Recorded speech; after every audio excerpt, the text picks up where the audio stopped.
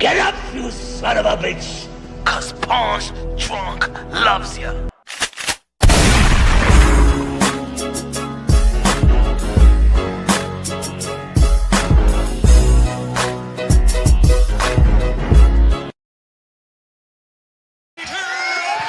Yeah, baby, you already know this is Punch Drunk Boxing, aka Mr. Moonshine himself, aka El Adobo, aka El Sazón, aka El Borracho, aka Café Bustelo, aka El Pastor de Boxeo. Ladies and gentlemen, good morning, good afternoon, good evening, wherever you are on this side of heaven. God bless you all. Ladies and gentlemen, man, it's been a slow week in the sport of boxing. Been a slow week.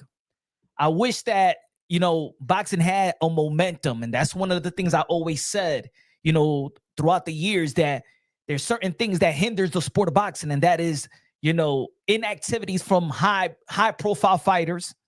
You know what I'm saying? The inactivity of high profile fighters. And I know that a lot of people always been discussing about the inactivity. Man, these fighters don't fight enough. These fighters don't fight enough. You know what I'm saying? But when the high profile fighters, the high investor fighters is not performing and it doesn't sustain the eyeballs in the sport of boxing, it does a disservice even if we get one good fight. Even if we get two good fights. If it's not a consistent good fight, great fight, good fight, great fight, good fight, And that's why, especially in America, people are easy to follow the NBA. Follow MLB, follow NHL, follow NFL. You know what I'm saying? Remember the NFL was just on a Thursday, some on a Monday, you know what I'm saying? But now they try to, Thursday. There was a Friday preseason, Monday, Saturday, Sunday. You got now college football on a Saturday and stuff like that. So a lot of people pay attention to the preseason NBA. That's going to be starting in a couple of weeks. Boxing doesn't have a momentum. But the conversation after the Terence Crawford victory over Canelo Alvarez, shout out to Coda in the building. It was good, Coda. After the victory of Terence Crawford versus Canelo Alvarez, and I'm just letting y'all know, man, YouTube is I don't know what they're doing to me right now. Again, I think they blackballing your boy, shadow banning me again and stuff like that. But it is what it is. We've been through here before. We'll weather the storm and we'll come out in the other side. But anyway, and that's what I noticed too, man. That this after the Canelo Alvarez versus Terence Crawford, man, the YTBC hasn't been the same. Maybe it's just me. I don't know. Maybe it's just my channel. I don't know, man. But it's kind of like, viewership, traffic, you know what I'm saying? I don't even get the algorithm of other boxing content creators. I've been getting fitness and shit like that. Coda said, if Tank knocks out Paul, Tank will probably be the most popular if we're going TBH. We're going to be talking about the real true face of boxing and also the responsibilities of being the face of boxing. I don't feel like anybody in the face of boxing anymore. Coda said, we're going to discuss that, Coda. Coda said, I don't feel like anyone is the face of boxing anymore. Damn, so Bud Crawford killed the face of boxing, but by killing the face of boxing, he doesn't become the face of boxing. And it does make sense because it happened before. We all understand that Oscar De La Hoya at one point was the face of boxing. Shane Mosley beat Oscar De La Hoya, but that didn't make Shane Mosley the face of boxing, right? And I'm going to tell you why. As much as people don't want to admit it, as much as people do not want to admit it, the Terence Crawford victory only, probably, arguably, debatable, only helped him. Did it help the sport of boxing? Did it elevate the sport of boxing? Did it captivate the imagination, the emotions of the sports fans? Bud's not active enough to be the face of boxing. And no boxing said, yeah. Some people are going to be like, yeah, yo, you hating because you picked Canelo Alvarez to beat Terence Crawford. And how dare you? Now you hating. Now you trying to say that Terence Crawford is not the face of boxing. Ladies and gentlemen, just because you beat the face of boxing doesn't make you the face of boxing. It's not hate. Bivol beat Canelo Alvarez. He did not become the face of boxing. You understand what I'm trying to say? So I don't want people to get it twisted. It's not hate. Let's discuss this. Let's have a dialogue. I'm not saying I'm right. I want you to educate me while I educate you. And I'm open to be educated. He said, I'm out of here. So get the hell out of here, brother. Ain't nobody go fuck your woman right now, brother. Do what you got to do. Get the hell out of here.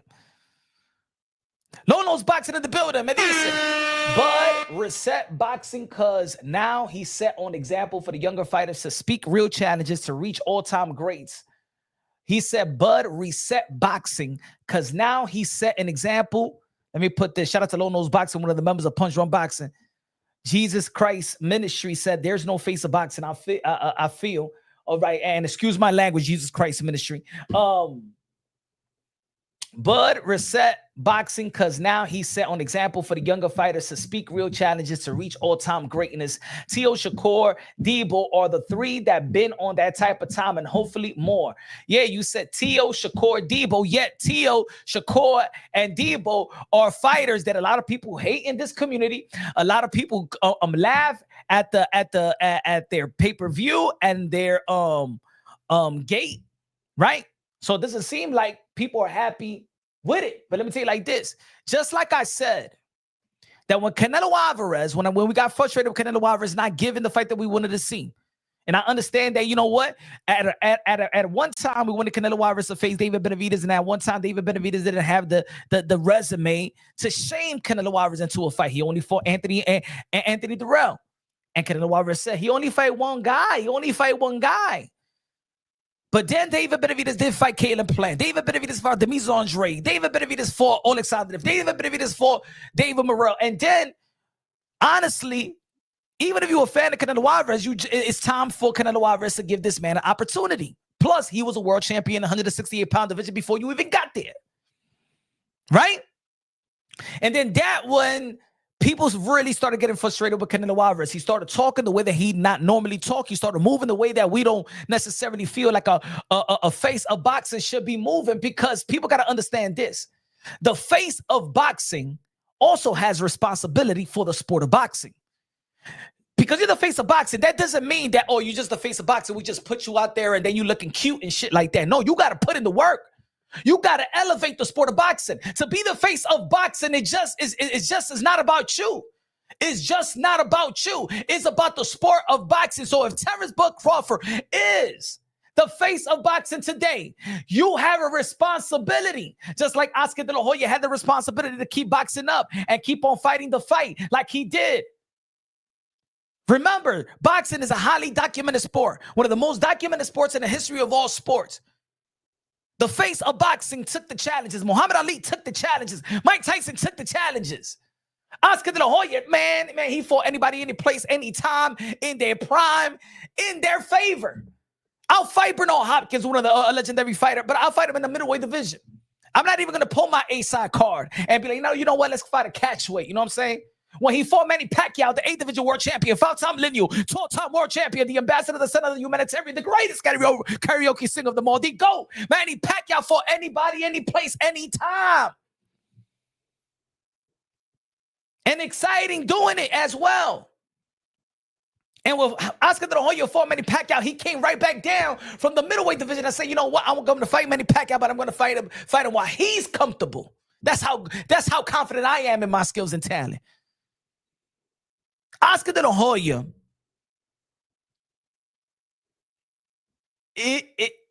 remember the prodigy of Oscar De La Hoya was Canelo Alvarez, and I know they've been going at odds. And Oscar De La Hoya started when Canelo, when he got with Golden Boy Promotion, Oscar De La Hoya did not babysit Canelo Alvarez. Maybe in the 160-pound division so he could fight Demise Andre, but even with that, Canelo Alvarez still moved up to the 175-pound division and became a 3-division world champion, beating Kovalev, the best at 175 at the time. And the most credible one, and the most experienced one, and the most accomplishable one. Right? As much as people was frustrated and wanted to see the undisputed middleweight championship of the world, he still went up and fight Kovalev.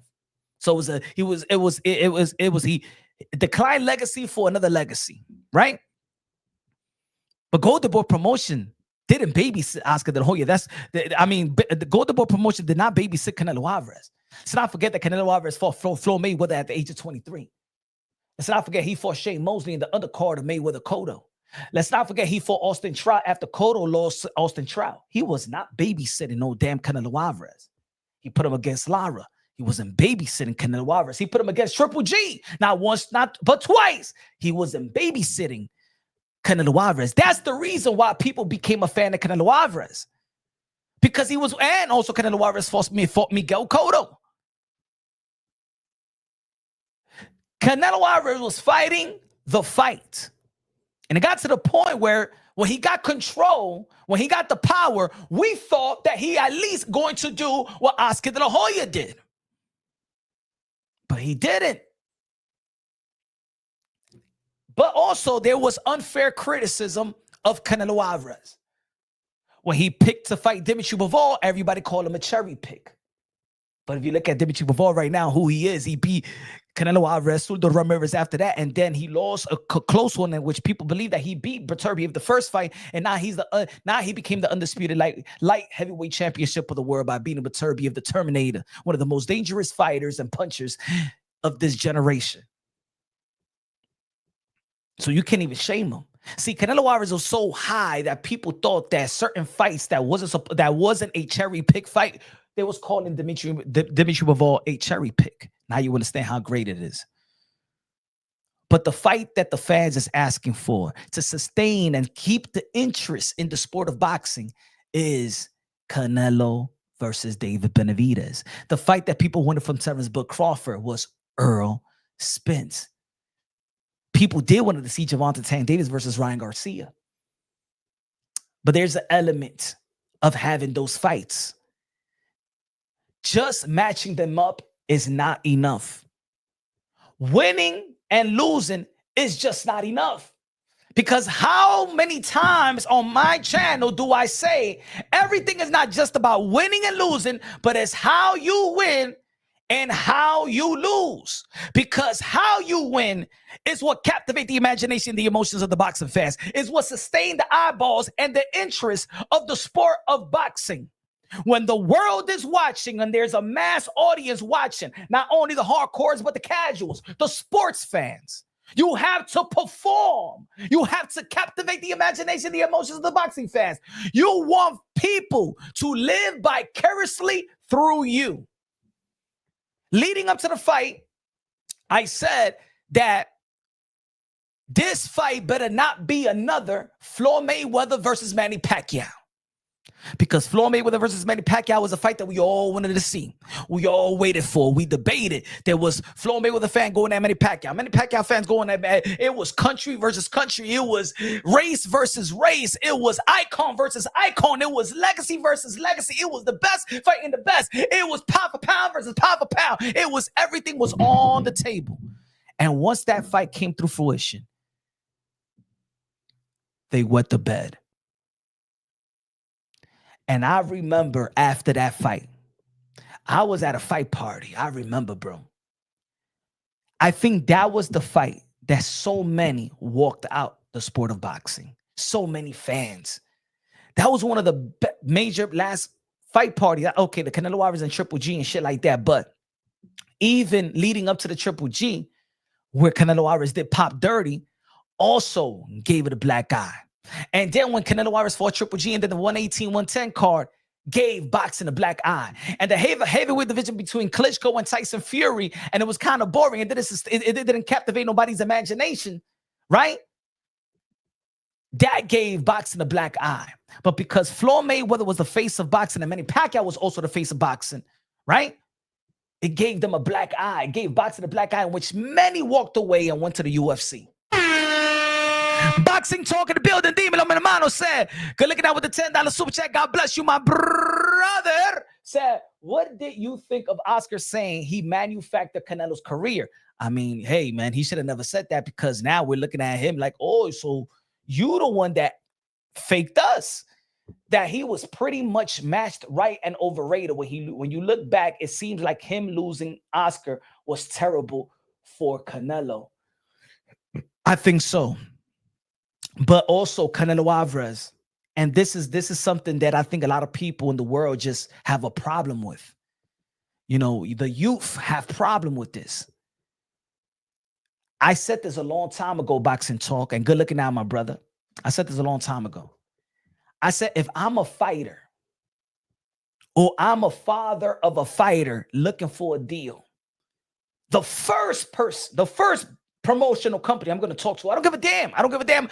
The first promotional company, I'm not going to say that I'm going to sign, but the first I am going to talk to is Oscar De La Hoya and Bernard Hopkins. You know why? Because Oscar De La Hoya could teach me the ins and out of the business, fighter perspective, business perspective, and Golden Boy Promotions know how to build superstars. Yes, Canelo, Ryan Garcia. I would be dumb not to talk to Golden Boy Promotions if they're interested. When Oscar De La Hoya for years was indicating that Canelo Alvarez should fire Eddie Reynoso, listen to him. That's the thing that we don't listen. Sometimes we don't listen to those who went through it, who learned and made the mistakes. It's like being a parent and being a child. Like, let me make the mistake. If I made the mistake, my kids shouldn't make the same mistake that I made, because I made the mistakes for them, for me to teach them not to make the mistakes. I did the mistake for them. Now, if you did the same thing, the same mistake that I did, then you wasn't listening to me. If Oscar De La Hoya says, yo, my man, you're good, you got time, you need another trainer that's going to develop you on this and this and that, I did it. I'm the golden one, mother effer. Listen to me, bruh. But no. Canelo did not want to listen. Even though we all know what he had problems with. See, I said this time and time again. If you are a fan of a fighter, a hardcore fan of a fighter, I'm not just saying just a boxing fan, but we all got our favorite fighters. That's how we all got our favorite player. That's what introduced us to certain sports. I'm a fan of Mike Tyson, fan of Roy Jones Jr. I become a fan of boxing. Then I start knowing other fighters in boxing, right? Let's be real, let's be honest. I hate when people be like, stop being a fan of a fighter and be a fan of the sport. Shut the fuck up. There's certain styles that you like more than other styles. There's other fighters that you like more than others, okay?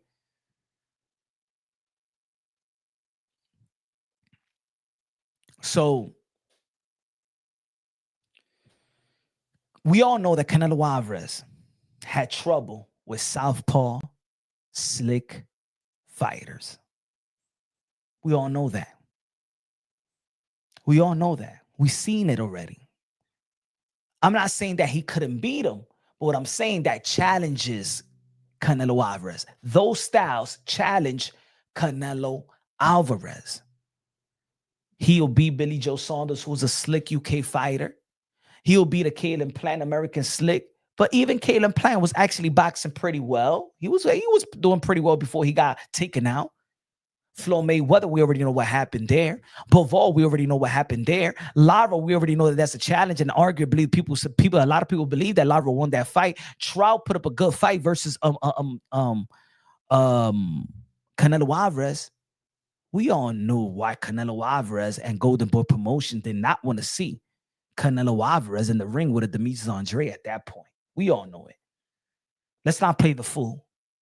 Because it caters to the argument, because it's a lucrative content and it's a lucrative opinion in the YTBC to hate on the brother like a Demetrius Andre, right? But we all know that Canelo Alvarez had a problem with that style. We all know it. We all know it. Just like if you're a Devin Haney fan, you know that Devin Haney doesn't got no pop, right? You're not going to say, yo, I want Devin Haney to go out there and knock out somebody. Just like if you're a Deontay Wilder fan, you know that Deontay Wilder doesn't got movement. You know what could become a problem with your favorite fighters, right? Right? We all know that Ryan Garcia keeps his neck up and stuff like that, right? We know the weaknesses and strength because we're hardcore boxing fans, are also hardcores of particular fighters and stuff like that.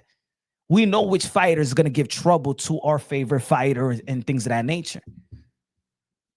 The reason why I even said, yo, Bud Crawford's going to scrape Earl Spence, because I said that Earl Spence is predictable.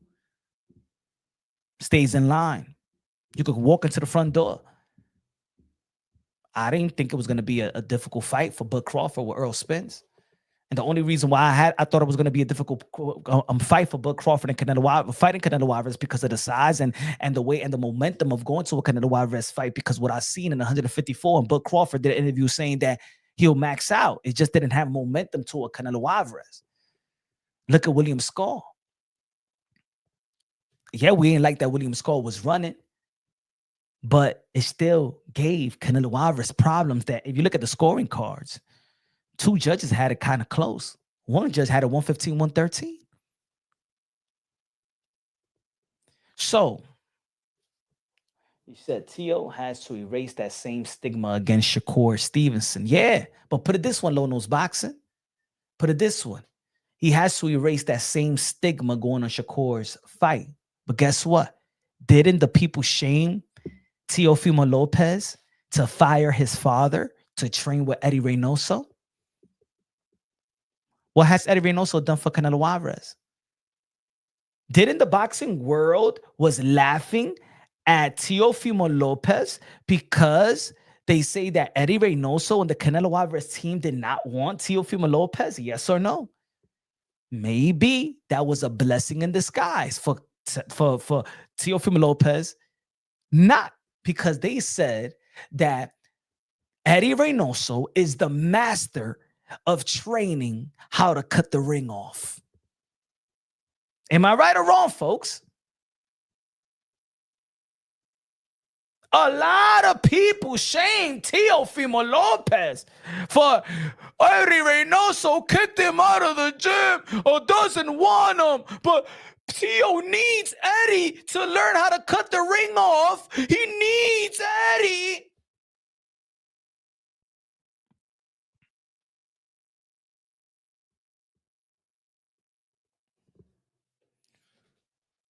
So, Terence Bud Crawford had a wonderful victory, wonderful accomplishment. What does that victory? Yeah, I am. I'm going to drop the link. Go look at our boxing talk. Go look at our boxing talk with the $10 super chat. Thank you, my brother. God bless. Honest question, unbiased for real. In your opinion, how good could Boo Boo have been if given the fights? Could he have been a top dog? Also, I think Teofimo Lopez athleticism might be too much for Shakur. That's what I do.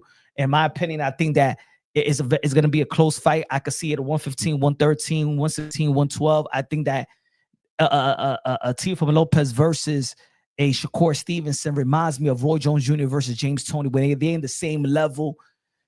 Technique-wise, they up there, but the athleticism of and the speed of Tio is just something that you can't teach. It's just something that Shakur does not have over Tio. And I think the natural ability of Teofimo Lopez, certain things that you just can't teach, is going to edge the win versus Shakur Stevenson. That's the way that I have it. I have Tio being Roy Jones Jr. and I have Shakur Stevenson being James Toney. And the question of your opinion, Boo Boo, I think that everybody, the hardcore boxing fans, know who Boo Boo is, know who Boo Boo was, know who Boo Boo was coming into the professional level. His contemporaries know him very, very well. That's why when you hear coaches, ask any coach, any trainer in boxing, ask them about the mise Andre. How good the mise Andre? They will all say the same thing. I've been in these gyms. I've spoken to enough people. Every fighter, whether they're doing an interview, whether I speak behind the scenes, they say that Demetrius Andre, the business of boxing, shitted on him. Everybody knows that. Even people in the UK, like Tyson Fury, has to tell in an interview without even being asked, yo, when is this guy going to get? Yeah, but Matarosian, Triple G, Matarosian used to be the man in the amateurs. Let's not forget that Matarosian is an Olympian. Matarosian was an Olympian for the U.S. See, it's because he's an Olympian for the USA. But see, Matarosian is the type of fighter that we be kissing their ass in the 154-pound division. Oh, Mazrimov. Oh, but his amateur is great. But when it comes to Boo Boo, nah. Forget the amateurs. Just the amateurs, yo. It doesn't translate to the pros. Good looking out with the $2 super chat. Boo Boo might love, might have smoked Canelo at 154 and 160. I think so too. Especially at 160. At 160, I had Boo Boo beating Canelo Alvarez. And I said it was going to be the most challenging fight. And I think that people that know that knows boxing know. They know. But again, we're living in the YTBC. We're living in the internet. It's just that Demise Andre doesn't have enough fans to kill the narrative. He just doesn't have enough support to kill the narrative. It's a lucrative narrative in the YTBC to shit on Demise Andre. He's not going to get the benefit of the doubt. It's even boxing content creators will not even give the benefit of the doubt because it doesn't sustain, it doesn't complement their subscribers, their traffic, their interest. It don't bring in the dollars. That's the reason. People are not going to want to admit it. I'm just keeping it real.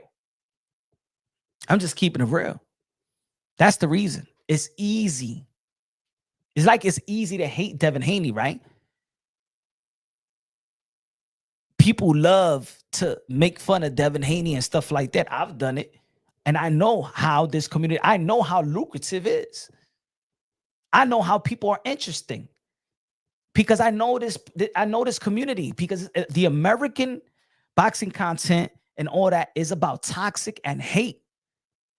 It's not about giving it respect. If you give respect, they tell you that you sucking his dick. See, we have this mentality that if you show love to a fighter, you riding them, you a fanboy. Fanboy comes from what? Femboy. That's another way of calling you a palomo, a pájaro. That's what fanboy comes from. It don't come from, oh no, fanboy comes from they telling you that you in love with this fighter, in love with the fighter. It's always a rainbow terminology if you support somebody. If you're a fan of somebody, you riding them, you sucking them off. So there's people also that don't even want to show love because if you show love, your manhood is in question. That's the toxic of American boxing fan. I have a big feeling Haney is retiring soon. He seems checked out. So, Terence Crawford again. Great legacy. Beautiful victory. But that doesn't mean he's the face of boxing. And if he is the face of boxing, then he has responsibilities.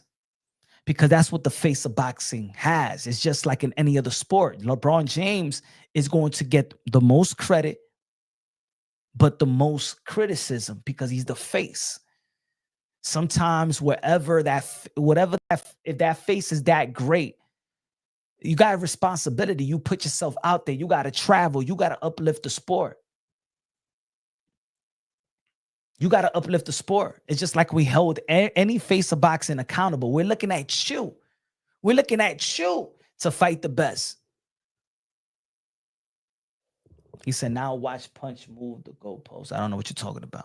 What goalpost? Young King, the truth. What goalpost am I moving? What goalpost am I moving? I don't even know what you're talking about. I'm putting money on Devin Haney to knock. I got Devin Haney being Brian Norman Jr. Bud is the face because of what he accomplished. Can he enjoy his win? Yeah, he could enjoy his win, but we got to enjoy the sport. The sport keeps going.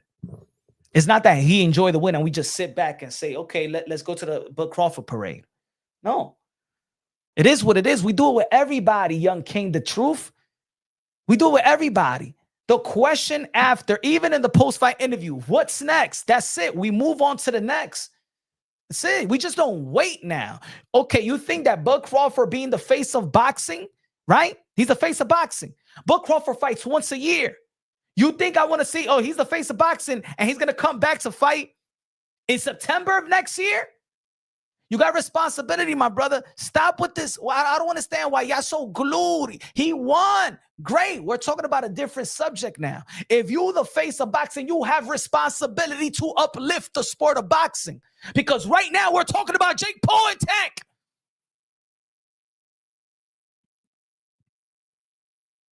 Talking about Jake Paul and Tank.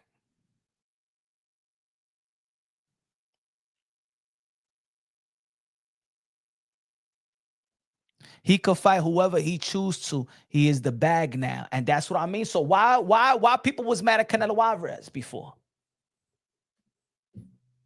So he goes, he can choose whoever he choose to. He's the bag now. So why people was mad at Canelo Alvarez for not fighting David Benavidez then? Because he could fight whoever he want to fight. That's an excuse. No, you got a responsibility. You got to fight who we want you to fight. You got to fight who we want you to fight. Mira the tigre. So Floyd Mayweather gets smoked. Canelo Alvarez gets smoked. We never had to smoke Oscar De La Hoya because Oscar De La Hoya fought anybody. We never needed to ask Oscar De La Hoya, yo, fight this guy. He got responsibilities now. He's the face.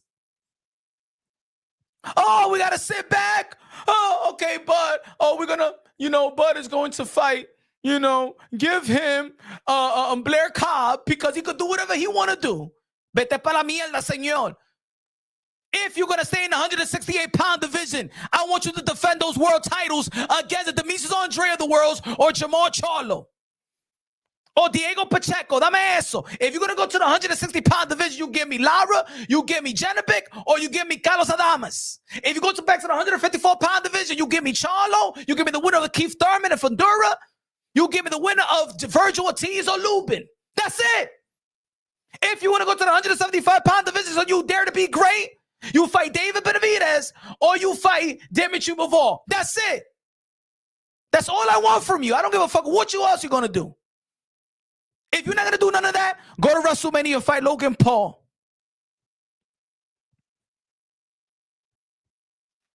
That's the problem. We're talking about sustaining. We're talking about preserving the sport of boxing. Preserve it. By preserving it, the faces of boxing has to be active. Has to give the fans what they want to sustain the interest. This is the reason why the American networks have left the sport of boxing, because it's not sustainable. There is no interest. There is no anticipation. There is no scheduling. I don't know who Ryan gonna fight. I don't know when T.O. gonna fight again. I don't know when Bud is gonna be back again. I don't even know if Canelo was gonna retire or not.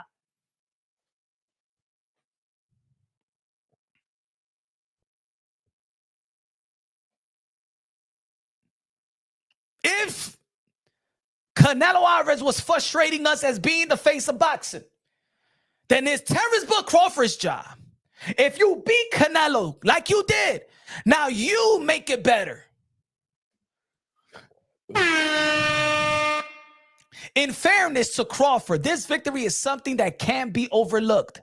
It is all-time great feat that does need to be celebrated more. But in my opinion, the days of face of boxing is over. Turkey, the face now.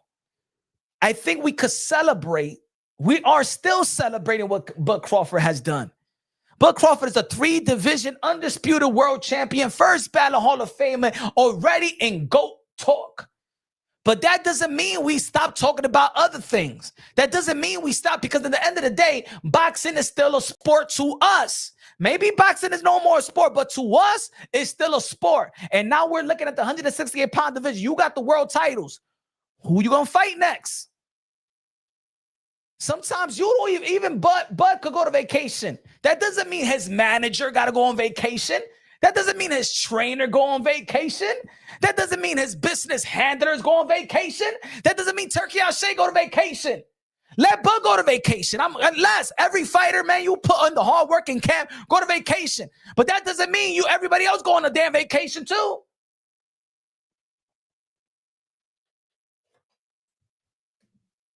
Low Nose Boxing. Got the $2 super chat says Bud versus Braun Strowman. Joshua Josue Vargas, the referee. That's the fight. Been saying it for years.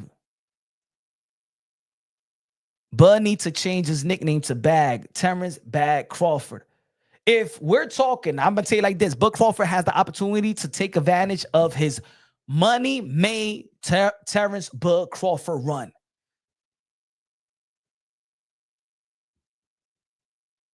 And I want him to go after it. I don't want him to retire.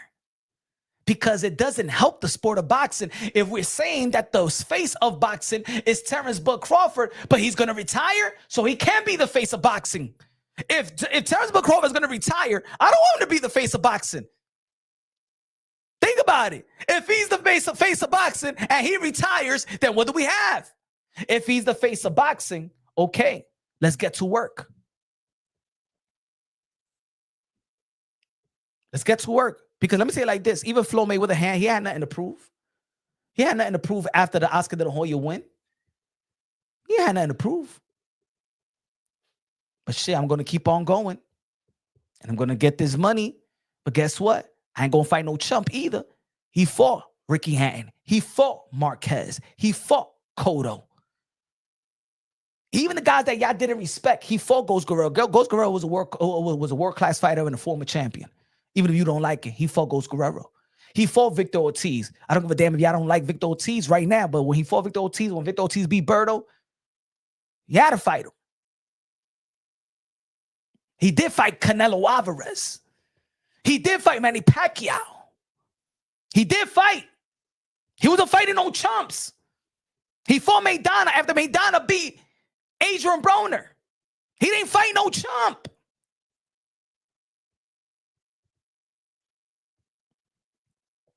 Not every fight is going to be the icon versus icon fight. Not every fight is going to be pound for pound versus pound for pound.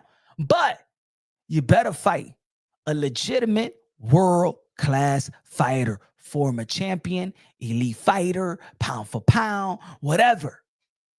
Fight him, fight those guys that's up there. If you're the face of boxing, it's your job to sustain the sport of boxing. Boxing Talk in the building, agreed. But this victory, in my opinion, is on the Ali listing, Ali Foreman. This is something that future people will appreciate more than us. Crawford, not the face, but his victory is my Rushmore. Hey, facts. And there's people in their Rushmore that probably at a particular time was not the face of boxing. It's like I said, just because you beat Canelo Alvarez, Shane Mosley beat Oscar de la Hoya. It didn't make him the face of boxing. Canelo Alvarez lost to Dimitri Bivol. It didn't make him the face of boxing. I'm not saying he's not, but I'm not saying just because you beat Canelo, it makes you a face of boxing. I don't think that Canelo Alvarez is the face of boxing. And to be honest, I don't want Canelo Alvarez to be the face of boxing. Canelo Alvarez already told us he'll do whatever he wants, and he was not given the fight that we needed. And not only that Canelo Alvarez, it's not that Canelo Alvarez needed that fight. Is that, like I said, he has responsibility. Boxing needed that fight. Boxing needed that fight. And if you're just going to be selfish and just think about you and forget about the sport of boxing, but yet you want to wear a crown on your head and you like it when people call you the face of boxing, I don't want Canelo Alvarez to be the face of boxing. Now, the shift is transferred to Terence Bud Crawford. Are you going to give us the fight that we're asking for? Because you are the face of boxing. Where are we going to look at? If you're the king of boxing, the face of boxing, who are we going to look at? We can't look at the peasants and rule over this over the sport, right?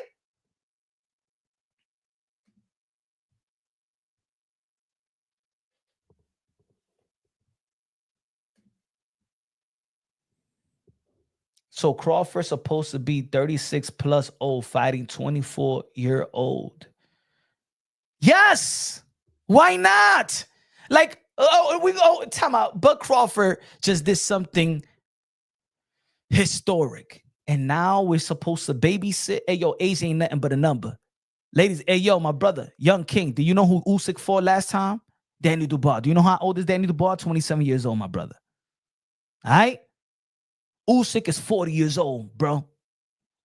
Usyk Before Bud beating Canelo, Usyk is pound for pound number one. Now we're going to babysit Crawford? Come on, man. So you know what? That for you, he's not the face of boxing.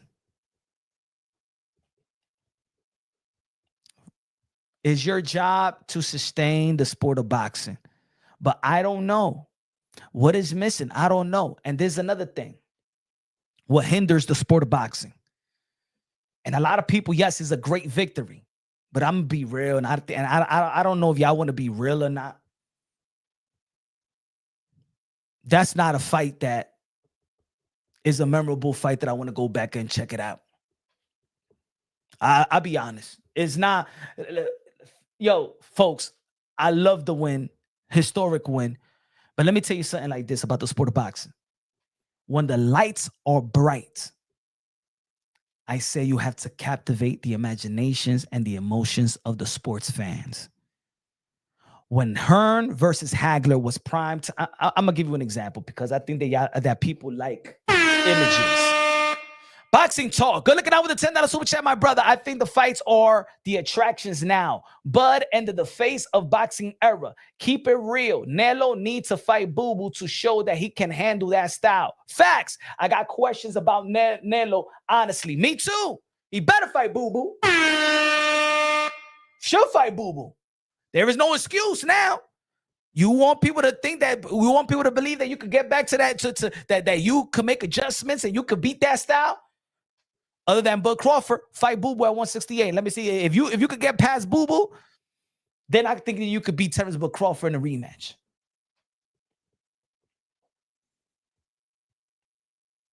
But let me share this with y'all so y'all can understand what I'm talking about.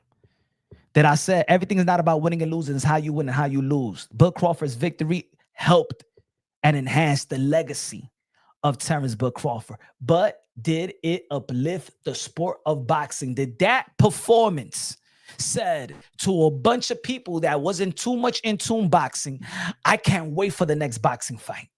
I can't wait to go to a boxing event. Hey, yo, what's the next big fight, man? Man, when is Bud? When is all these guys fighting again? Let's be real. Let's be honest in the chat. Let's put our business cap on. Not just that we respect Canelo and Bud Crawford, whatever. Did that fight said to you, or said, do you believe that fight, the way that it went, to the casuals and to the sports fans say, wow, oh my God, I love the sport of boxing, man. I can't, damn, did it.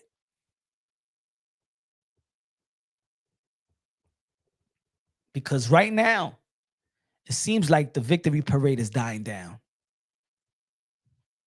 And me as a hardcore boxing fan, and me that I have a channel, I like talking to casuals, because I want to see from the outside looking in, I want to see how my sport, our sport is perceived, because they don't throw fight parties no more like what, pre-pandemic?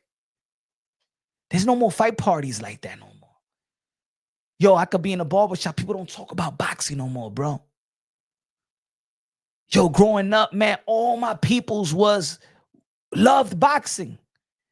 They don't know nobody, bro. They just be like, what people want to be? Hey, yo, when Ryan Garcia gonna be fighting again? Yo, you gonna check that Tank and Jake Paul?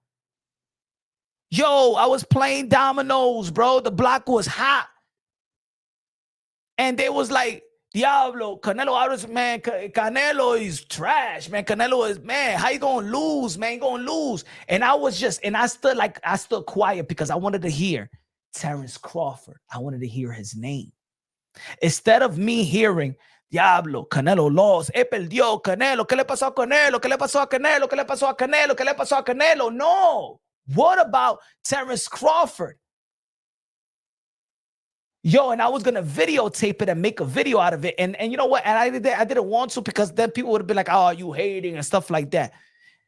They didn't even know who Terence Crawford. What you know about Terence Crawford? What other fight have you seen of Terence Crawford? No, I don't know too much about him. He didn't fight enough. See, all right. Y'all not gonna like what I'm gonna say. But it is what it is. Boxing. Boxing is dead in the United States. Sad to say. Facts. As much, see, the hardcore knew that Bud Crawford was moving up 2 divisions. The hardcores know that Bud Crawford was moving up from 154 to 168. Naturally, for me, it was like more 3-weight class because he looked at ordinary at 154. I still looked at Bud great 147 because he didn't look like a great 154. I still had Bud moving 3 division up. But again, not the casuals don't know Bud and Canelo like we know of them. So visual, when they looking at this fight, remember, they're only seeing commercials. They're watching WWE and saying that it's going to be a good fight. They looking at that at basketball. They're looking at other sports. They see the commercial. It's going to be a good fight. When the fight is on, Bud Crawford looks bigger than Canelo. So for the people that is just casuals, they're not looking at this fight like we're looking at it. They're not looking at this fight that is a David and Goliath fight. They're not looking at Canelo being the bigger guy. They're not, because Bud Crawford looked like the bigger guy. So when we have a fight the way that it went, we are the hardcore, so we see technique and we see this, good. But in all actuality, that first half of the fight, it wasn't entertaining at all. It wasn't entertaining at all. He said, Young King, the truth, the casuals, bro, your prediction. Shut the fuck up, because that's like me saying that how much you want to bet if you were young, you had Tyson beating Buster Douglas. Am I call you are you a casual because Buster Douglas beat Mike Tyson and you predicted that Tyson was gonna beat Buster Douglas? Do you find like or you think you're a genius because you could come to a channel after the prediction? What makes you a genius? That shit is the dumbest shit. That's like me going to a channel and saying, all right, man, let me check what the prediction he had. Man, look at you, man. You man done. Look at you. You don't know shit. Why don't you talk about the prediction that I had with Earl Spence and Bud Crawford? Huh? I sounded like a genius then. Fuck out of here, bro. It's a prediction, bro. We don't know shit. You don't know nothing. We don't know nothing. We make predictions. Motherfuckers come out here like they geniuses and shit like that. Oh, okay, yeah, I got a prediction wrong, E.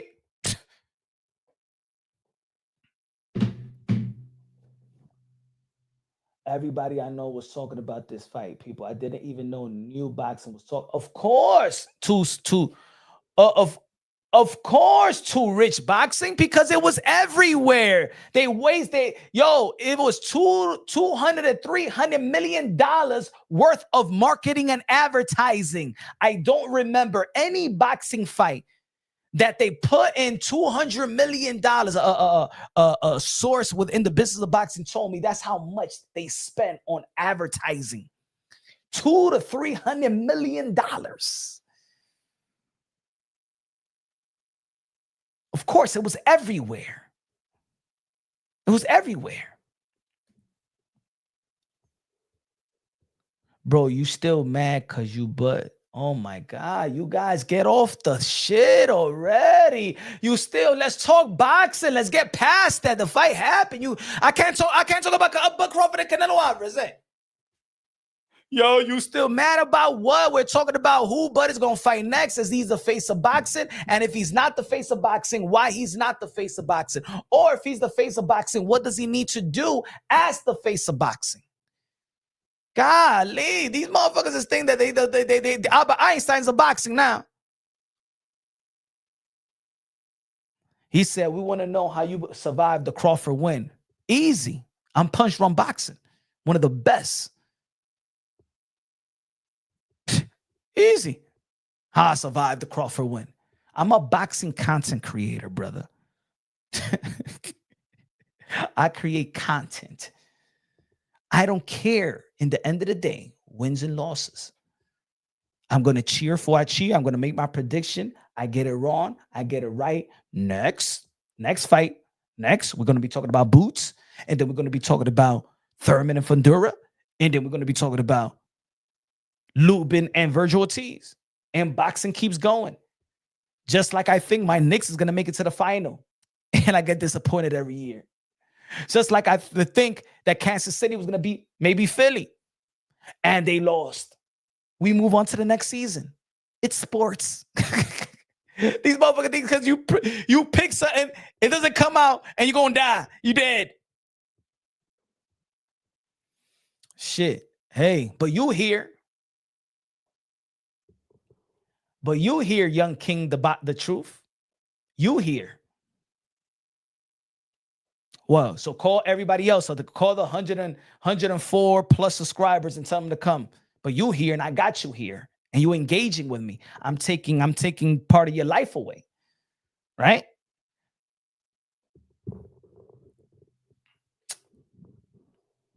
Drop the link. Let's cook. I'm cooking. Low Nose Boxing.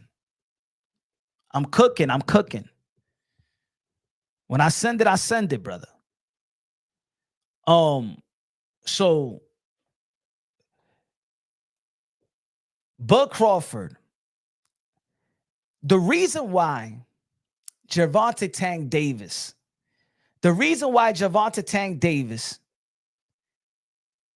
gets a lot of support is because when the brights are light, outside of the Roach fight, he shows out. See, when he beat Ryan Garcia, that was 1.3 million pay-per-view buys. Many people was in tune with that fight. He knocked them out in spectacular fashion. See, it's not about just winning, but it's how you win and how you lose. His first pay-per-view was Leo Santa Cruz. People still play that highlight today, that uppercut. People still play that highlight. So the reason why Gervonta Tank Davis, some people are going to be like, oh, it's just Floyd, bro. It's Floyd that made Gervonta Tank Davis. No, it's not only that. It's that when the brights are light and people are watching, he does something to make you go, wow. And as much as Shakur Stevenson can have great wins, and Teofimo Lopez could have great legacy wins, and Devin Haney could have good wins, that they wow the sports fans so they could be like, wow, man, I gotta see these guys again. Yo, they box office. Because like I said, it's not about just winning and losing, but it's how you win and how you lose. The reason Gervonta Tank Davis gets the fans that he gets is because he shows out. I've been to a Tank fight. They know what's coming. The reason people love Mike Tyson is because Mike Tyson gives them something to go, wow. The reason they like Oscar De La Hoya back then, because wow, Oscar. That Earl Spence, put it this way. The reason Terence Bud Crawford got the fight that he got and got the blessings of a turkey out shake is because he wowed the fans the way that he handled Earl Spence. And this is the message that we are going to send the fighters if we want our sport to be in the forefront of sports entertainment again. When the lights are bright and the masses are watching, not just the hardcore boxing fans, because we don't flip the bill. You have to captivate the imagination and the emotions of the boxing fan.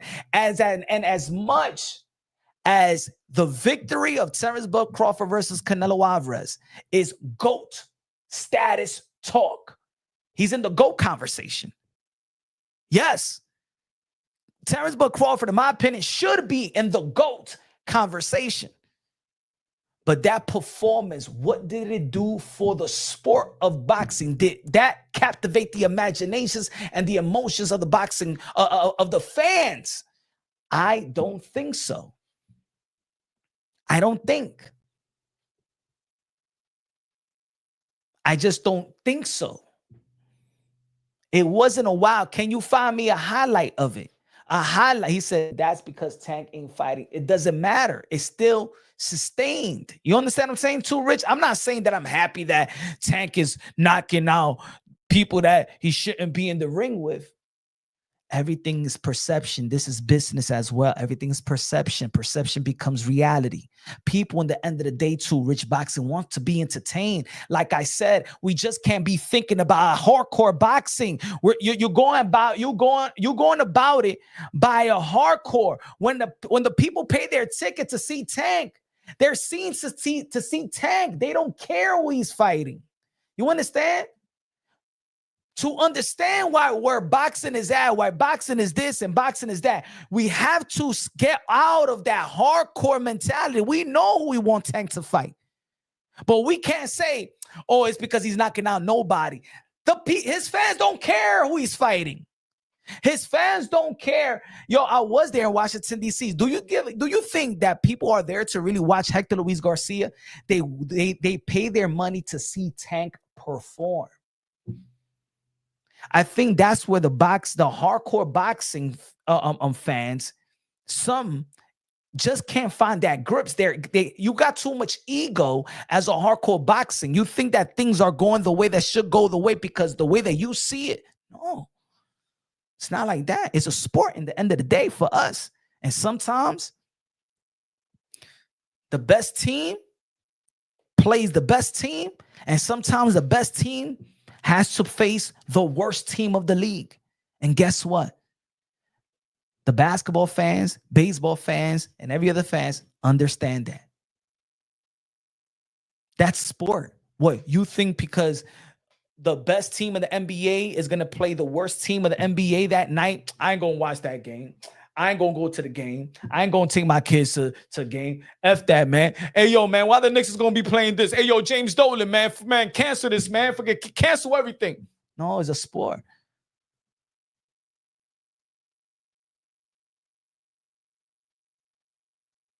Well, who the hell Canelo wowed against? You called him the face of boxing because what he did, he was the face of boxing. And now Crawford, is he the face of boxing? And he has now responsibilities as the face of boxing. Crawford is just not the face of his career. Crawford is the face of boxing. He has responsibility to uplift the sport of boxing. And you have to do more than the norm. You have to do more than the norm to preserve this sport, because where this sport is right now, it's dying. In America, it's dying.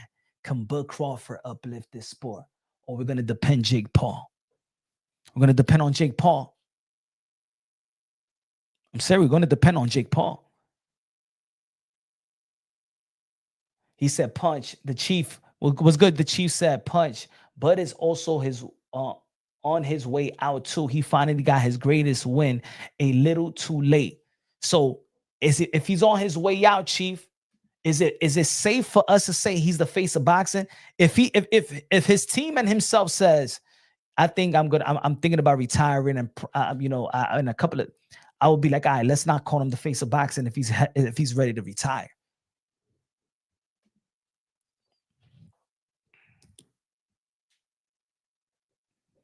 Crawford fights, but Christian Padilla in the building. What's good, brother? He said Crawford fights once a year. And like I said, that's a problem. If you're the face of boxing, but the next time you're going to fight is next year, it does nothing for the sport of boxing. It hurts the sport of boxing. It hurts the sport of boxing. And when the brights are light, you have to perform. We couldn't wait to see Mike Tyson back in the ring. We couldn't wait to see Oscar De La Hoya back in the ring. We knew when Canelo Alvarez was going to fight. Terence Bud Crawford. I want to know who he's going to fight next. I like that David Benavidez talk.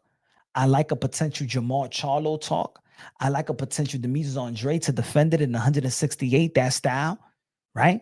I would like a Jamel Charlo fight. I would like a Virgil Ortiz fight. Oscar De La Hoya said that Virgil Ortiz can move up to the 160-pound. I like that fight.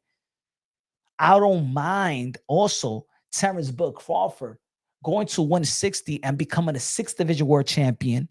And if he wants to go for, I know it's not noticeable names, but if he wants to become a 4th division undisputed world champion, that'll be, I'm good with a Lara fight. I'm good with that. If he wants a homecoming fight, I'll get the Lara fight. Get a Carlos Adames fight. Carlos Adames very well. I think both of these guys will make a good fight. But we just can't sit back as boxing fans and be like, damn, he's going to be back in a year, because that's what he's been doing. He said with Canelo losing, there is no face of boxing. I agree a little bit with the low-nose boxing when he says it's a reset. Canelo got to the point where he wasn't giving us what we wanted.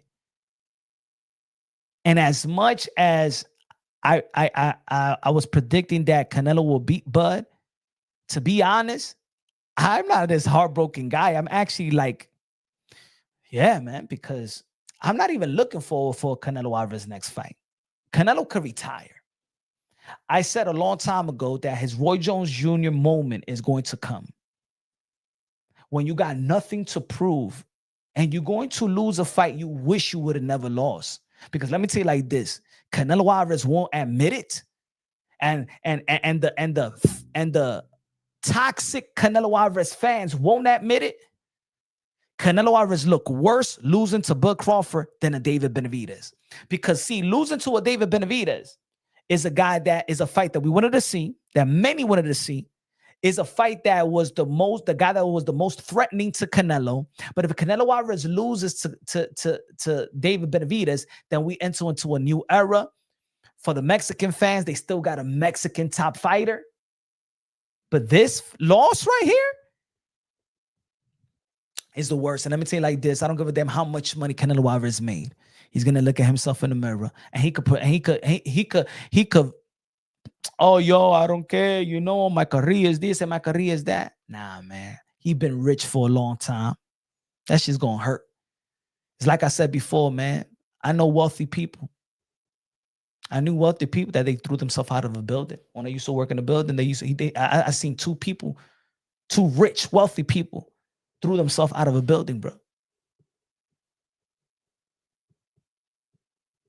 He's going to still have to look himself in the mirror. I lost to that guy. Not that it's just that guy. It's that on paper, you was not supposed to lose. Crawford versus Benavidez, Omaha, Nebraska. That's the only fight. That's a good fight too, Rich. That's a good fight. And I think that right there, that's a David and Goliath fight. If Crawford could do to David Benavidez what he did to Canelo, what he did to Earl Spence, even if he goes and fight like Mazurmov, but the visual will be like, yo, look at this little guy trying to beat this 6'3" big guy. That it looks like it's daring to be great. Even though that Terence Crawford beating Canelo is daring to be great. That's great. But for the casuals, it ain't look like Bud Crawford was daring to be great, because Bud Crawford looked bigger than Canelo. Do y'all understand what I'm trying to say? I'm speaking like yo, again, speak to casuals that it ain't look like, yo, man, Bud is climbing the mountain like, wait, man, to overcome this, it ain't look like that. See, Crawford and David Benavidez, that's a David and Goliath fight. That is can you overcome the size, overcome the power with the size, overcome the combination speed? Like, can you overcome that?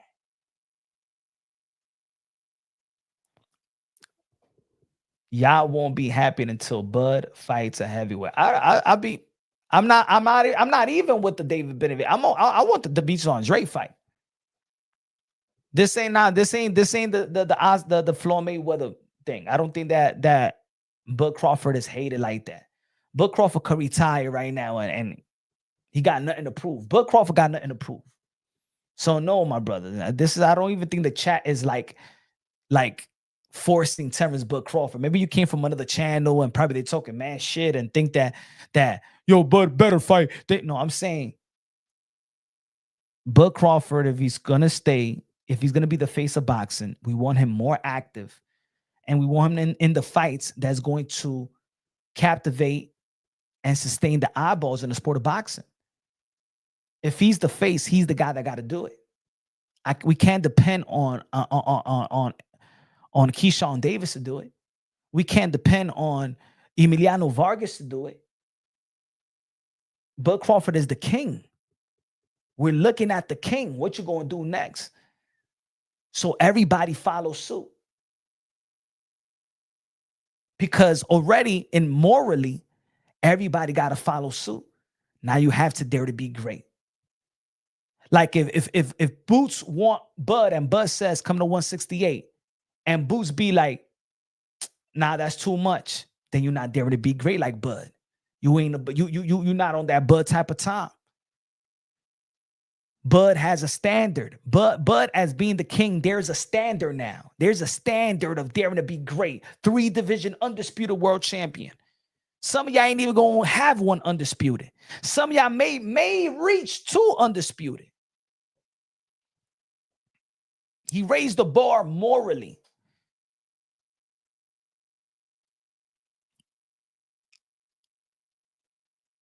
But did the performance? What's up? What's good? What's good? Salute, bro. I always liked Bud. What is Bud admit? If he's not the face of boxing, if he's not the guy, what is he missing? Is it looks? Is it that he's not flamboyant? Is it that he don't really talk shit? Is it that he's not an iconic figure? Because there's a lot of elements to becoming the greatest. Is a lot of elements to becoming the face. You know what I'm saying? Muhammad Ali was loud, but also, and I know that some of y'all, because most of us, we're all men out here, and you know what I'm saying. Let's have a real let's have this real breakdown. Muhammad Ali was also a good-looking brother. You know what I'm saying? In his time, if you read and you know about Muhammad Ali, he was perceived to be a good-looking brother. You know what I'm saying? At the same time, it's just not that he fights well. He's great in the ring. He know how to talk, and he looks the part. He's a guy. He's a person that look. Like I'm gonna say it like this: whether people like it or not, or people want to admit it or not, people like living vicariously through others. And when it comes to celebrities and athletes, people look into, damn, this guy got, he cut up, man. I want to look like that. So I want to have the bitches that he got. I want to have the house that he got. You know what I'm saying? When people want to be you know what I'm saying? There's people that want to be you, that want to look like you. That's still an aspect. Oscar de la Hoya, let's be real. That motherfucker could get bitches. You don't have to be fucking pájaro to understand that. Right? His looks also played a part in him being a star. Ryan Garcia, his looks also played a part in him being a star. Yes, it is. If y'all, let's admit it. Yes, his looks also looking like a damn model. Muhammad Ali looking like a model. Even Pretty Boy Floyd, Sugar Ray Leonard. Sometimes even looks. Not only can you fight good, entertaining, talk the talk, you could talk the talk and walk the walk, but also be that person that, man, you even want to look like that. You want to dress like this guy dressed. You want to have the chain. You want to get the car. All that plays into a factor that, to be honest, Terence Bud Crawford don't have. He can have it. I don't think that. I don't think no guy be like, I want to look like Bud Crawford or something. You know what I'm saying? I don't know if he's the guy that you wanna give the Coca-Cola and advertise the Coca-Cola and be like, hey, buy your Coca-Cola. Jeez. Let's be real, let's be honest. It is folks, sometimes some people are blessed with universal attraction, right? Women. Some dudes got it. You know what I'm saying? Let's be real. Let's be honest. Bud Crawford don't have that aspect. And then he don't got the looks. Let's be real. Let's be honest. He don't got the looks. He don't talk the talk. Like, he doesn't have that. He don't know how to trash talk. His interviews is no highlights of interviews. Like, he doesn't say anything that's like, yo, controversial. Oh, yeah. Yo, you heard that Bud Crawford interview and heard what he said? The only time that we was like, yo, you heard what Bud Crawford says, when he said Victor Postal to Canelo Alvarez and Ricky Burns, which that shit backfired on Canelo. You know what I'm saying? But other than that, look at how many interviews have Bud Crawford done after the fight. What interview have you remembered? What's the highlight? Did he call somebody out? Did he disrespect anybody? What's the highlight of his interview? He's done like probably 10 interviews after the fight. What do you remember? Anybody in the chat? As a matter of fact, of the fight of Canelo Alvarez, where's the highlight? What's the highlight reel? What is that moment that the world is never going to forget? What is it? That punch that landed on Canelo and Canelo Alvarez went, whoa, that's the highlight. That's the highlight.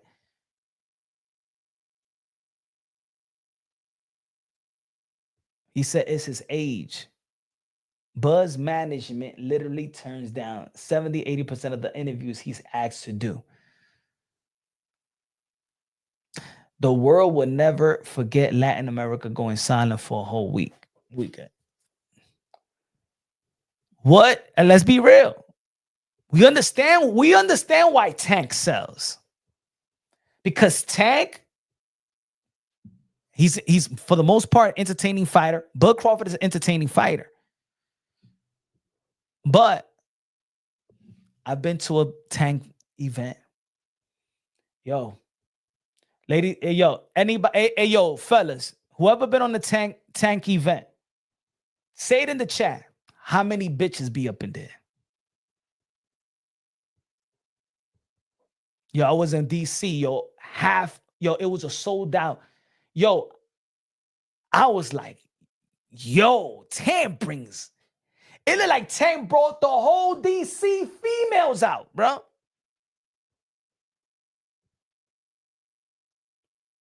Yo, that shit opened my eyes because, we talk boxing in the YTBC. Yo, but Tank should do this, Tank should do that. And that's what I try to tell the people, even though when I'm trying to mind F myself in the hardcore fight. There's two types of consumers. There's the consumer that wants to see the best versus the best. And if they don't see it, they don't want to pay for it. They don't want to, you know what I'm saying? But there's another consumer. And that consumer is the fan of that particular fighter. They're going to see the fight, pay for the fight, go travel to see the fight, regardless who they fight. How many times do I say it that of Tank's fan base is like a Drake fan base? It's like an artist fan base, like a Chris Brown. Yeah, you like music, but you like Chris Brown, and you don't care if Chris Brown brings another collab. You don't care if Chris Brown brings out Drake or J. Cole or whoever he did a feature on. You're going to go for Chris Brown. You don't care if Chris Brown brings out Rihanna or anything by it. You're going to go for Chris Brown. The same way Tank fans are. They don't care what we care. The Tank fans is not saying, Tank, you better fight Teofimo Lopez or we're not going to see you. No. The Tank fan says, we don't care if you fight Rolly, Ryan, Edgar de los Santos, Mario Barrios. They're there to see Tank. And that's what the hardcore boxing fans and these airwaves that we talk, we got to understand that, bro. We got to understand that. It's a reason why fucking Jake Paul, it's not only that it's Jake Paul fighting Tank, is that Netflix is interested in that. Netflix is flipping the bill. And Netflix is willing to pay, what is reported, $40 million for Gervonta Tank Davis to fight an exhibition with Jake Paul. Because his fans was highly supportive of Gervonta Tank Davis. And while us hardcore boxing fans sit here day in and day out complaining, bitch, oh man, Tank ain't find nobody. Tank ain't find nobody. And Tank is telling you, I don't give a F about legacy. Tank ain't find nobody. I don't give a damn about legacy. Man, Tank only care about the money. Tank says, I only care about the money. I don't care. Tank keeps on telling you time and time again, year after year, I don't care about the legacy. I don't care about the belts. I only care about my bag. I don't even want to be famous like that. Netflix Savage said it right there. Netflix is willing to give Tank 2 Ferraris.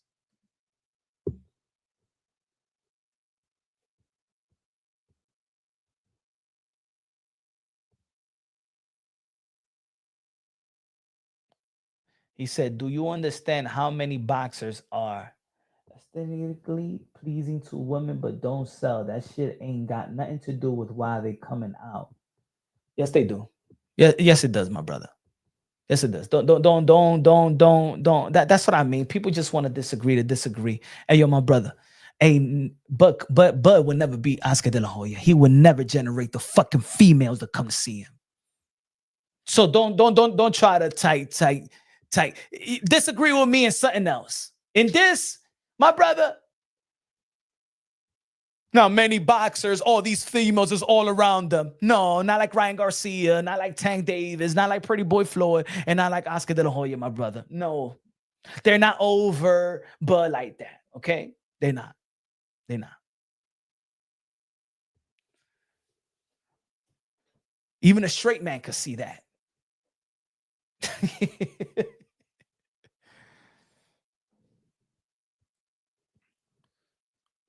Does that takes a hit? De La Hoya. I'm gonna tell you this. Why you think Emiliano Vargas is going to sell more than these other young fighters that actually perform just like him? What's going to separate Emiliano Vargas outside of his name, his last name? Dime. Answer it. That doesn't mean that you pájaro. That doesn't mean that you pájaro. Answer it. What's going to separate Emiliano Vargas with the other guys?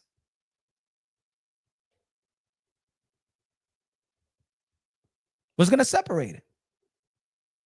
Que ese tigre know how to fight and get the panties wet. Mira la mujer already that's going to see Emiliano Vargas. Look at the girls. Look at the girls. Pretty boy. Pretty boy. That sells, man. Brown said, Floyd said, you got to have the looks as well. Yo, I remember in high school, bro. I remember in junior high school and high school. Yo, the girls used to love Floyd Mayweather, bro. That's my man. That's my man. Yo, the girls in middle school and in high school, they used to love Floyd Mayweather. They used to love, it was 2 fighters that the girls always talked about, bro. And they used to get the guys mad too. Oscar De La Hoya, Floyd Mayweather. Oscar De La Hoya and Floyd Mayweather, bro. Chocolate Thunder.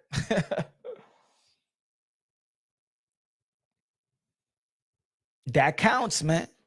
That counts. How many commercials does Bud have? How many commercials? You know why? You don't look apart.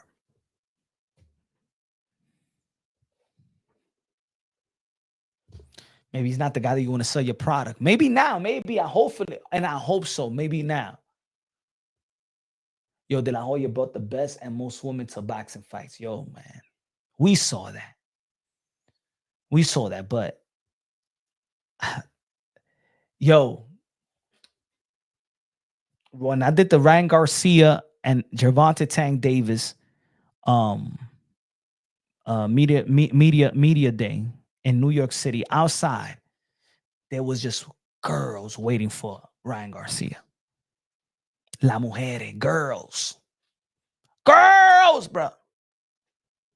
When I went to DC, See, it's just not dudes. It's the girls that keep Ryan Garcia and Gervonta Tank Davis up there.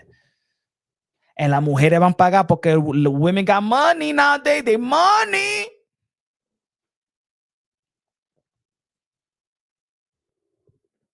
Maribel said that Hoya is probably the best looking boxer of all time. Hey, Maribel, keep it real with the dudes in the chat.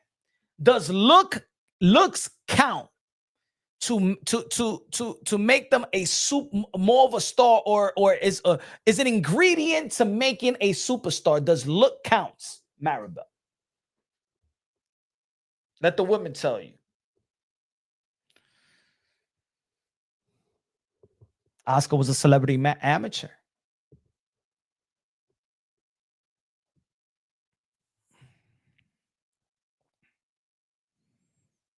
Hasta Canelo, ese tigre had commercials.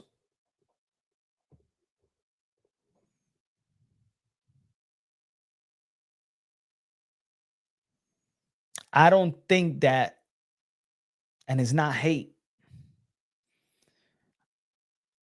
I don't think that outside of him being entertaining, outside of his accomplishment, that he's the face. It got to be more than just what you do in the ring. And it just got to be more. It was like that with Mike. It was like that with Oscar. Oscar was dropping albums, ladies and gentlemen. Oscar de la Hoya was a Grammy nominee. Story, let's not forget, he was doing albums, bro. He was a singer. Dudes was thinking outside the box. Muhammad Ali was thinking outside the box. Floyd Mayweather was doing Dancing with the Stars, WrestleMania. He was thinking outside the box, and the dude could talk and back it up. Bud just doesn't do what the face of boxing does. I think that the face of boxing could be up for grab, and he's on his way out. I'm gonna tell you, it could be taken. If T.O. beats Shakur Stevenson, if Tank beats Jake Paul in an entertaining, even if it's an exhibition, but it will captivate the imagination, the emotions of the boxing fan. Tank will still be, it will be the face of boxing. Jake Paul is one of the faces of boxing. Bud is one of the faces of boxing. Canelo, I think that he's blessed to have a country behind him, and the Mexican fan base just doesn't abandon you like that. If Canelo Alvarez was American, he wouldn't be he would probably be just, they would treat him like Joe Smith right now. Is that the Mexicans know how to support their own. You know what I'm saying? No matter what you say, he's number one pound. He is. He's arguably pound for pound number one, number two with Alexander Usyk.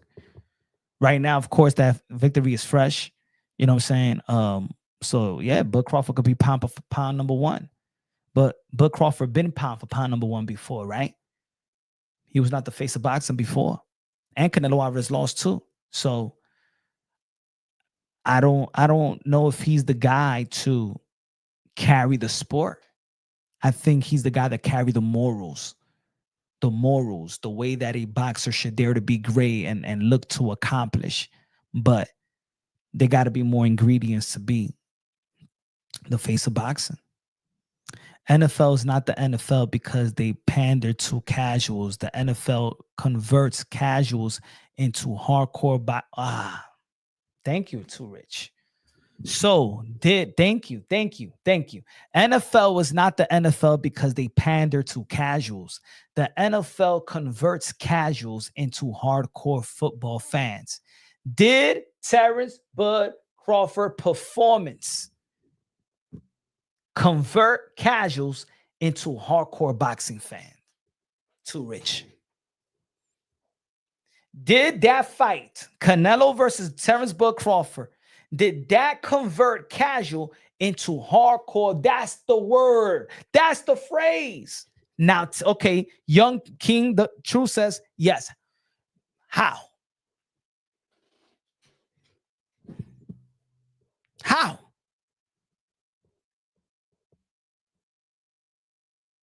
Coda said no. He Knows Boxing Podcast said no. I'm saying no, it didn't. Not because of Bud Crawford's accomplishment. It's because if we truly look at the fight, it wasn't a fight that I'm like, yo, I gotta go watch that fight again. Yo, damn, yo, man. No, it wasn't. No, it wasn't. And that's why that fight did not convert casuals into hardcores. It did not. It did not. Fights that convert casuals into hardcores was Gervonta Tank Davis whooping Ryan Garcia. Was Ryan Garcia whooping Devin Haney? Everybody was talking about it to the point where Donald Trump wanted to meet Ryan Garcia. To the point where Donald Trump, the president, wanted to meet Ryan Garcia, leading to the president. Ladies and gentlemen, there's few fights that convert the hardcores, the casuals into the hardcores. And let me tell you, there's an element to it. And let me give you the numbers right here. Rapstar Boxing Out is the voice of the UK London. Right when a UK guy, I'm about to talk about a UK guy right here. Hold on, give me a second. Let me put it so y'all can see what I'm talking about. Because there's a community. To understand what I mean, I have to put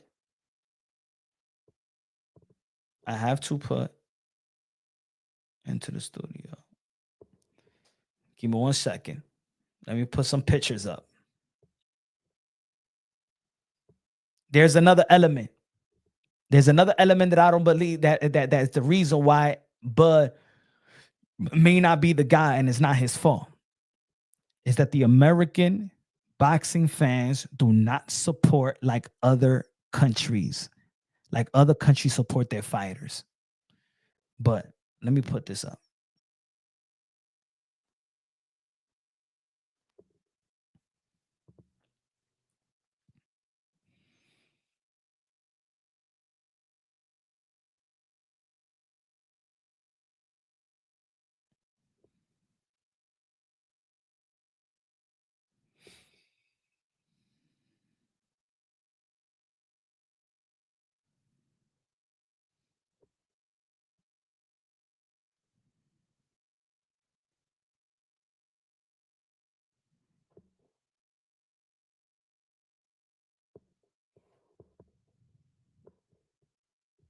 All right.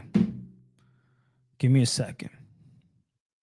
Punch, what happened to Canelo winning the round in round 7?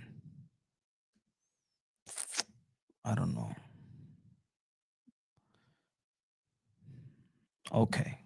Let's put this one. All right.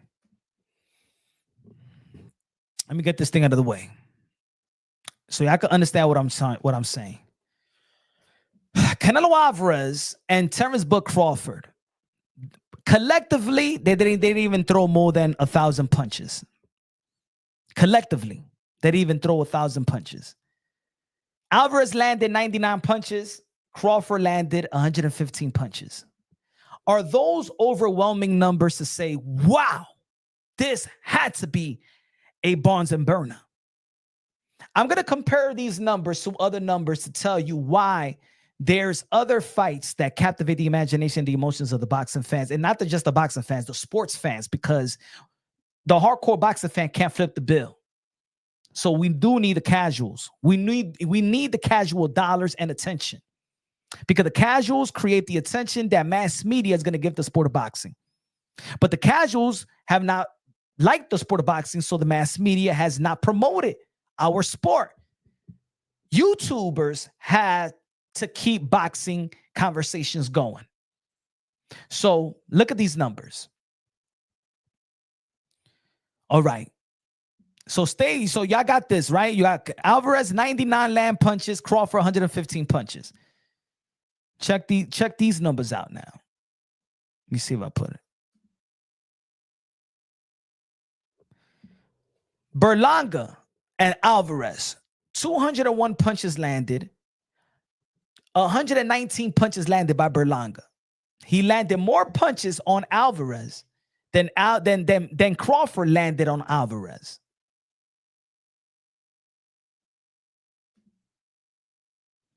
Crawford threw more punches.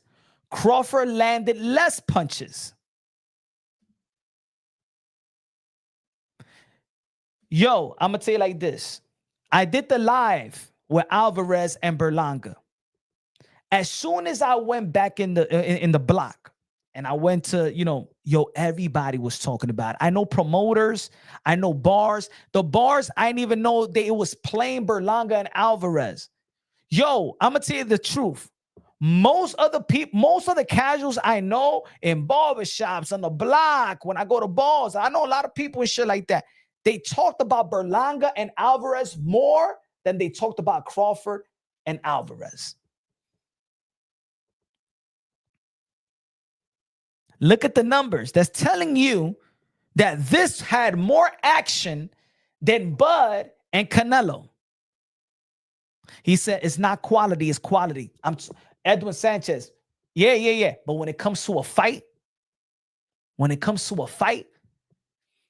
that not quantity and quality is a fight. People want to see a fight in the end of the day. That's why they say on Saturday, are you going to watch the fight? They want to see a fight in the end of the day.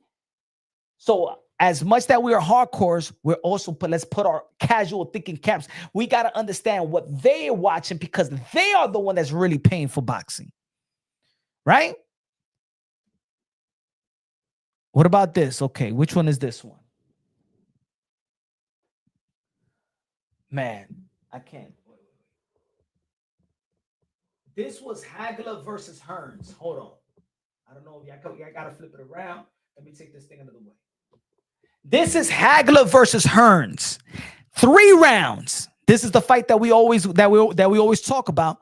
This is the fight that we like to compare and want fights to have a potential to be like a Hearn and Hagler. Peep this out, ladies and gentlemen. Hagler landed 98 punches. Hearns landed 94 punches in 3 rounds, ladies and gentlemen. 3 rounds. 3 rounds. This captivated the imagination, the emotions of the boxing fans. Prime on a Monday, 8 p.m. Eastern time. The world was watching this fight for free on a Monday. And this is what I'm saying, that when the masses are watching, you have to make the fans scream the vowels. Ah, eh, he, oh, ooh. Hagler and Hearn landed almost just as much punches in 3 rounds than Canelo Alvarez landed on Bud Crawford.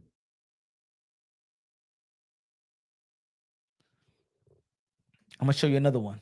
Hold on. Give me a second. Is it this one? Boom. Deontay Wilder versus Tyson Fury. Now, ladies and gentlemen, these are heavyweights. These are heavyweights. There is no way in hell is a welterweight like Bud Crawford and a small super middleweight Canelo Alvarez is getting outpunched by heavyweights. 6'9".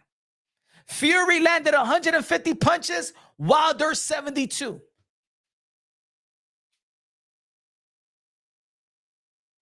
The trilogy of Deontay Wilder versus Tyson Fury was one of the most memorable heavyweight matchups of this generation. See, that's a fight that I could go back and watch anytime, bro. Tyson Fury versus Deontay Wilder, especially the trilogy. Even the second fight was good, but the trilogy is way more memorable than Canelo versus Terence Crawford. I'm talking about the action.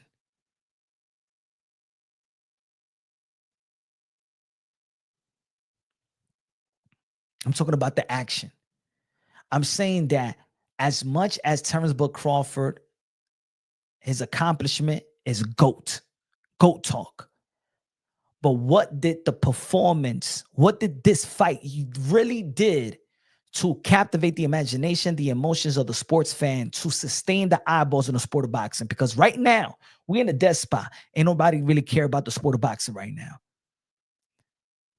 But if this was an entertainment fight, the world will still be buzzing about this fight. Not just the accomplishment, but the fight. We're buzzing about the accomplishment, but the fight itself, it's not a fight that I'm like, yo, I'm gonna go, man, I gotta watch that fight again, bro. Let's put another one. Look at this one. And y'all already know, this is gonna be fight of the year. This is my fight of the year candidate of 2025. And everybody, not only in the UK, was talking about this fight, but they was talking about this fight for days. As a matter of fact, this fight, if you tell me what fight I'd rather watch, Bud Crawford versus Canelo, or this, Conor Ben versus Chris Eubank Jr. 12 rounds. Ben landed 215 punches. Eubank landed 367 punches through almost 1,000 punches, 912. The reason this fight will actually do better numbers than the first fight, the reason this is a rematch and very, very lucrative. See, now people don't want to see this fight because, it's just Nigel Ben's son versus Chris Eubank's senior son. Nah. See, now this fight is theirs.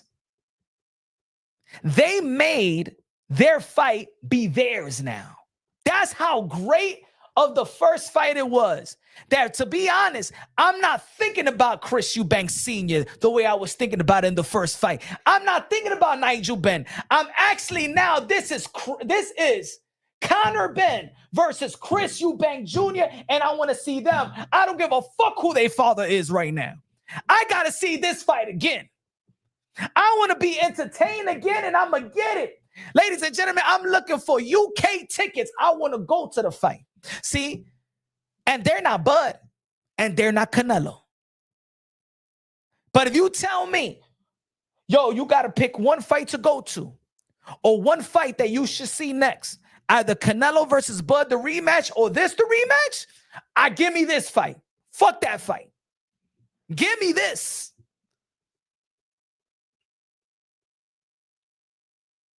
Not only the UK, the world was buzzing for this fight. The world is buzzing for this fight. He said getting hit so much doesn't make you great. I don't care, bro.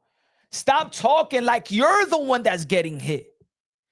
We here to watch a fight. And lady, and yo, bro, when we see somebody get hit and they take a hit, we look at character. Bro, stop trying to downplay what I'm saying, because Hagler versus Hearns is one of the greatest 3 rounds that we ever seen. Don't you ever downplay Hearns and Hagler. Or because they was getting hit. So what you want to see? A whole punches getting flinged up and everybody missing punches? You think that's going to pay the bills? All right, go 12 rounds. I throw a punch, you slip. You throw a punch, I slip. Let's throw 500 shots and we don't get hit. We don't get hit. That's what you want to see. 2 motherfuckers that doesn't get hit. Oh my God, he got great defense. The fuck out of here, bro. Fuck out of here with the fucking lies, bro. Motherfuckers just coming out here to disagree. Nigga, is a motherfucking fight. We don't come here to see motherfuckers just missing shots. We want to see how you could slip it, take it. Now, if you get knocked down, how you rise back up. We want to see, what gives most people credit to another fighter is them facing adversity and overcoming the adversity. That's why boxing translates to life itself. because your whole life is a 12-round bout. And there's going to be some hurdles. There's going to be some adjustments. You going to get hit in boxing. It's how well you take the hit. How you make adjustments. You motherfucker want to see they could just two dudes missing each other. Like, you want to see this thing to be 0-0, 593, 912. And then you're going to say, wow, this is boxing, man. Boxing, this is a sweet science. Fuck out of here, bro. The sweet science is Hagler and Hearns. The sweet science is Ben and Eubank Jr. The sweet science is what we saw in the 9th and 11th and 12th round of Canelo Alvarez versus Terence Crawford. That's the motherfucking sweet science. That was Crawford's least percentage in any of his fights. Bud fans act like he dominated the fight. I had it a draw. I feel you. I think that people's over-exaggerating. This is what it is. This is what it is, Christian Padilla. Good looking out, man. Appreciate you, my brother. This is what it is. That people, hold on, let me take this thing out of the way. People are over-exaggerating. Not over-exaggerating, because I think that accomplishment should be over-exaggerated, but they're trying to make the accomplishment the performance, the actual fight. So if it was a great accomplishment, there was a great fight, it was a dominant. No, it was not a dominant performance. No, it was not. It was not. It's not hate. It was not dominant. It was a close fight. And it wasn't that much entertainment. The 9th round was entertainment. Okay? The 12th and the 11th championship rounds, we saw the grit of Bud Crawford. It was entertaining. For a hardcore. For a casual, they ain't talking about seeing this fight again. And now, I didn't even think the casuals give a fuck of Bud Crawford and who he's going to be fighting next. That's for us. That's for the hardcores. That's for the hardcores.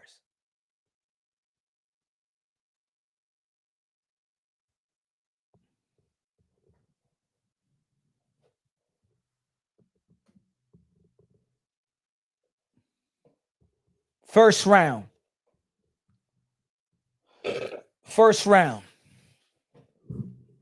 Hold on.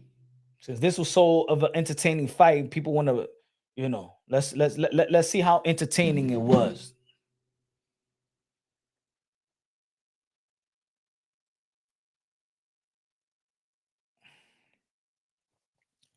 First round.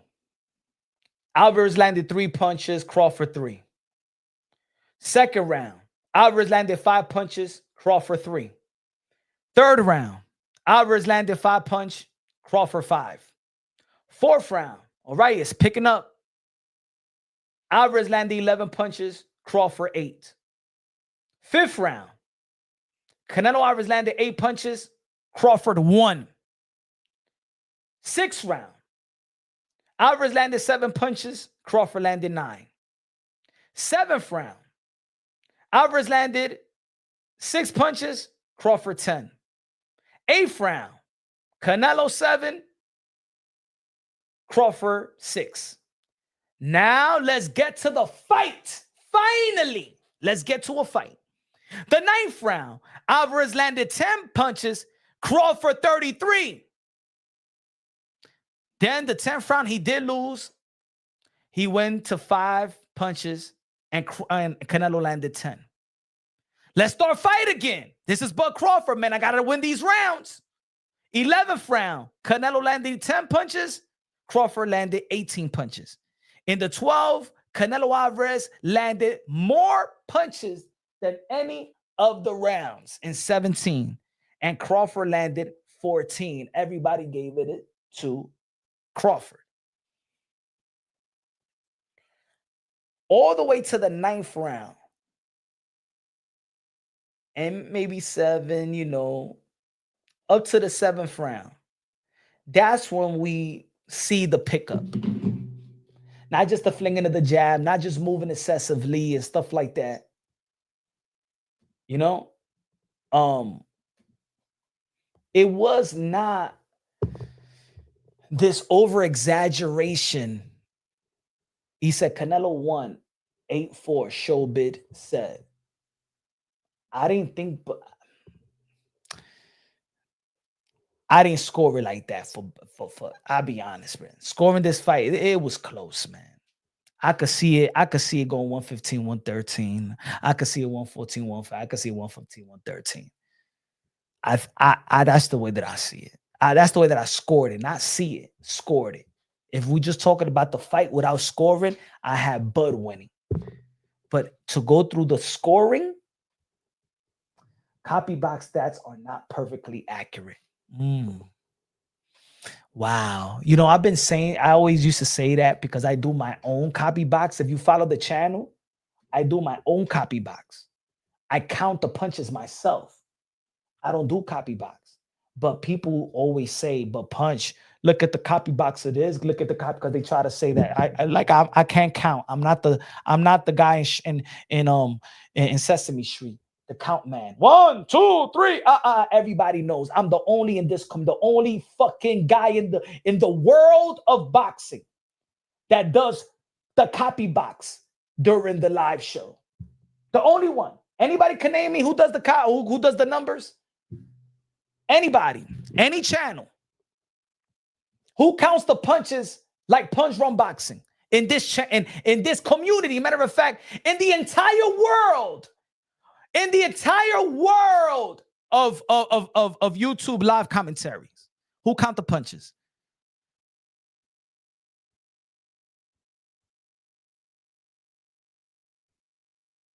He said, "Stop capping." Then you're new to the channel, my brother.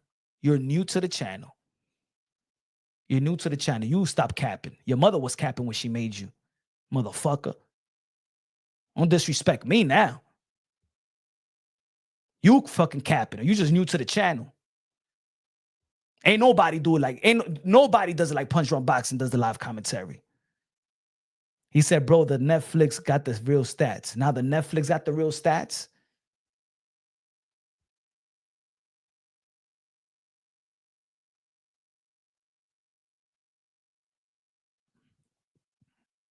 He said the real stats is on Netflix.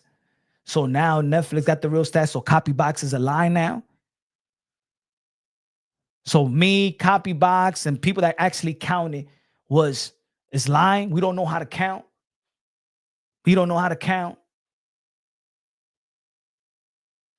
Who the fuck is Netflix compared to Punch Run Boxing? Netflix does 3 shows of boxing. We've been doing this fucking work out here every fucking year. Oh, Netflix count the real punch. Who the fuck is Netflix compared to Punch Run Boxing? Huh? They only got 3 shows. Fuck are you talking about? Fuck, I don't give a fuck if I got 44 people looking on. I don't give a damn if we got on 104. Netflix don't know boxing like Punch Run Boxing knows. Netflix don't know boxing like me. Netflix don't know boxing like Showbiz. Netflix don't know boxing like almost every boxing content creator.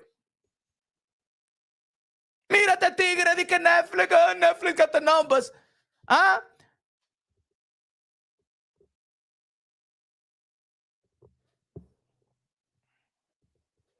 Fuck out of here. You must be. I never seen you in the channel, so you must be new to the channel.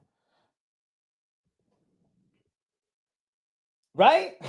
That's how it said Netflix couldn't get the first show right? Shit was glitching. Gonna tell us about the kid. Netflix got the stats. Netflix got the stats. Let's see if Netflix. How about this, motherfucker? Show me Netflix stats. Well, we're gonna see Virgil Ortiz versus Lubin and Keith Thurman versus Fundura. I want you to come to my channel and say Netflix got the stats. Yeah, I'm gonna be searching for Netflix. They got the stats. Boots is gonna be fighting too. I want to see Netflix. I want to see Netflix put the stats up.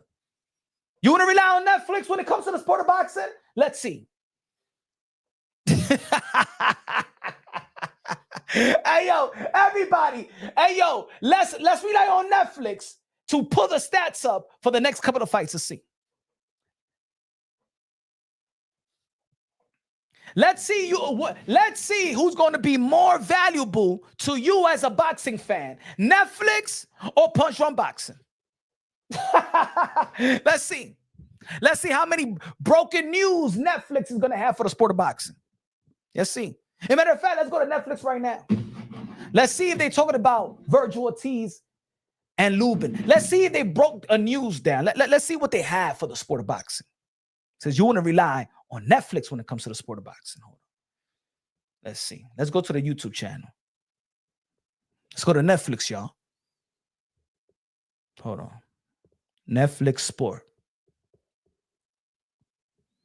See how much they really care about the sport of boxing. Okay. All right.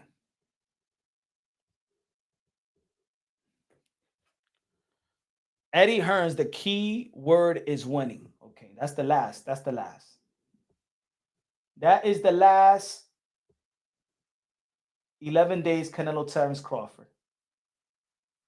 Callum, 11 days. Hey, yo, let me say it like this. Look at this. Look at this. No, I think it's on the Netflix. Señor Netflix, can you tell me when I want to see a news? Can you tell me when a Shakur and Tio gonna be fighting? Can you tell me any news?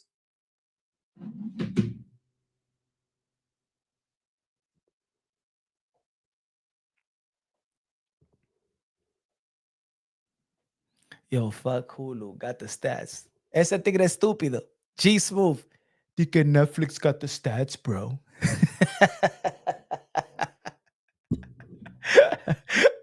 Punch on boxing got the stats. Oíste.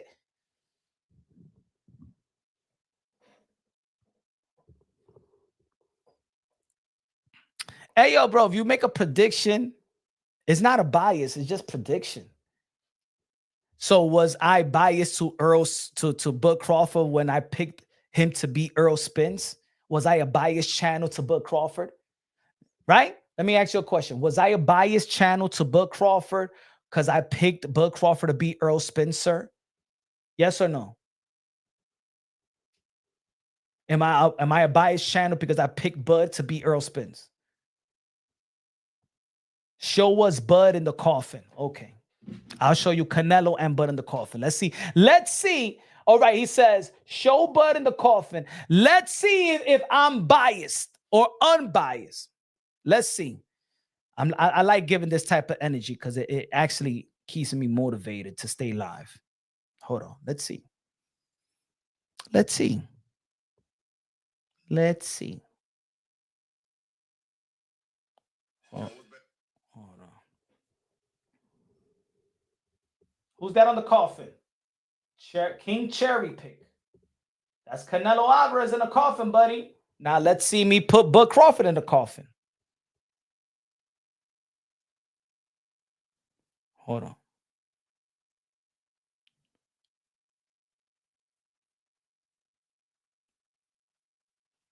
Let's go to the live. Was it the live? I had it on the coffin or video. Okay.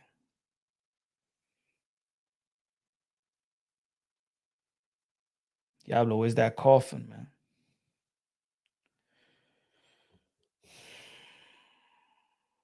Chico.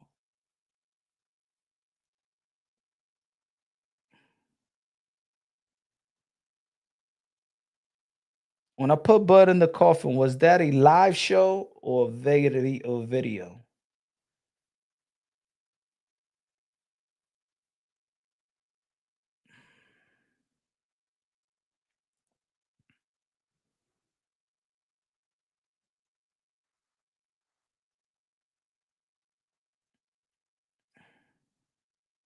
I think it was a video.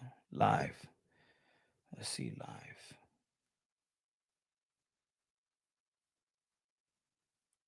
There you go. It was a live show. So I have a video of Bud in the coffin, Canelo in the coffin, right? Show the hundreds of video of you hating on Bud Punch. I will show you the videos me supporting Bud too. Let's start it from the beginning. Let's start it from the beginning.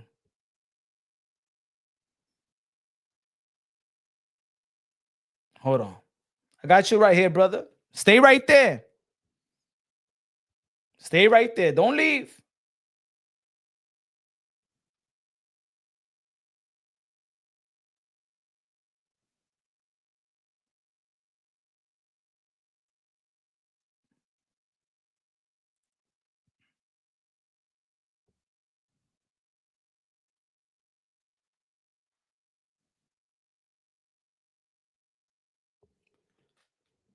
We questioned Canelo.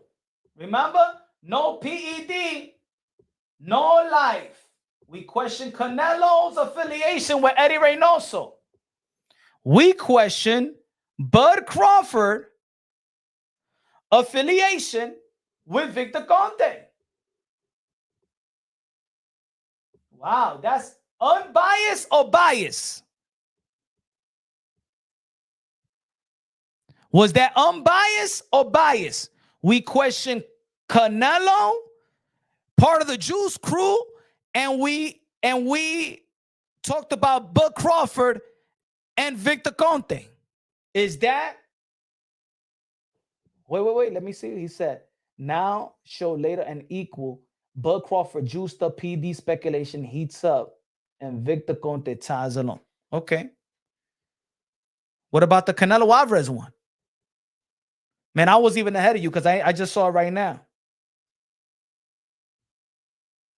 Look at that.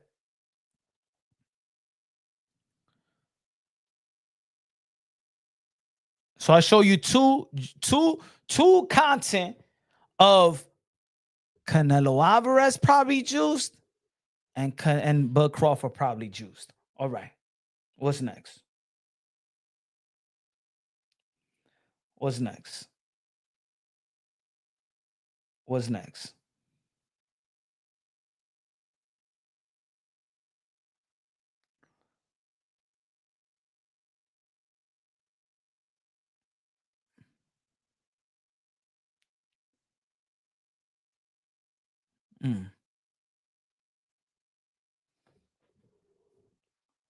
Crawford is the A side, not Canelo.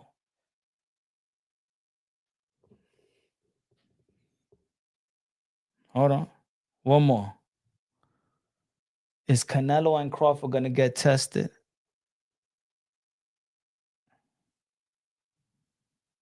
Oh, yeah. VOVBM. You're late. I got you right here. Give me a second. Let me see if I still got it here. You see if I got the video here for you. Yep. I'll be deleting my channel. Yes. Yes, sir. Be deleting my channel. VOVBM. VOVBM. VOVBM. If Bud Crawford beats Canelo. I'm shutting my channel down if Bud beats Canelo. That's how much I know that Canelo Alvarez is going to whoop Terence Bud Crawford.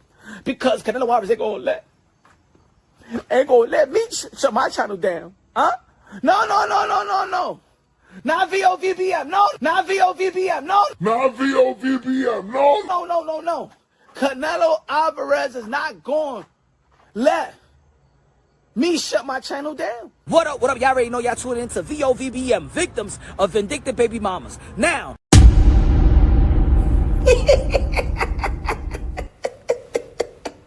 Gotcha, bitch. There you go. That's the channel. That's the channel that's gonna go down. That's the channel that's gonna be deleted. Toma ahí, estúpido. Learn how to listen next time. Learn how to listen, estúpido. All right, my friend. Learn how to listen to videos instead of just looking at the fucking thumbnail. VOVBM, estúpido. I never said punch wrong back. So usted está loco, estúpido. You thought I was gonna shut this channel down. That's why you here today. Stupid.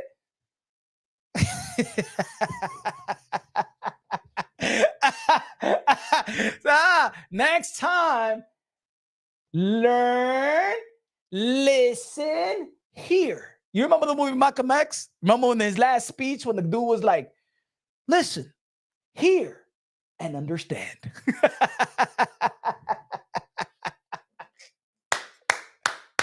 Listen, hear, and understand.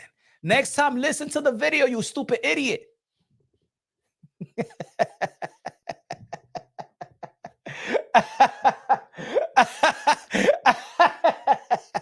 Yo, no, I gotta keep that channel on so people, every time somebody be like, yo, but you say you gonna shut your channel down, motherfucker, it's VOVBM.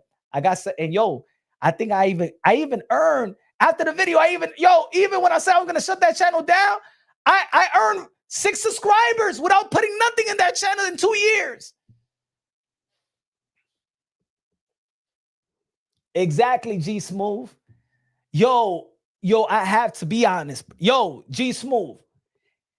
I got like over 500 comments saying, yo, man, keep your word. Yo, you said you're going to shut your channel down. Yo, why this channel still up? That's when you know that most people, they don't listen. These are the type of people that talk and don't listen while somebody's talking. Never. Show me the clip. I ain't never said I was going to shut this channel down. You stupid.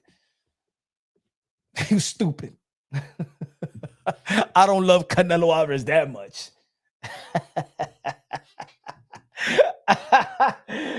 They're not real fans of the sport. Why? Now back. All right, I gave you too much attention. Hope you have fun. So I think it's gonna take. I think what boxing needs is when the world of boxing.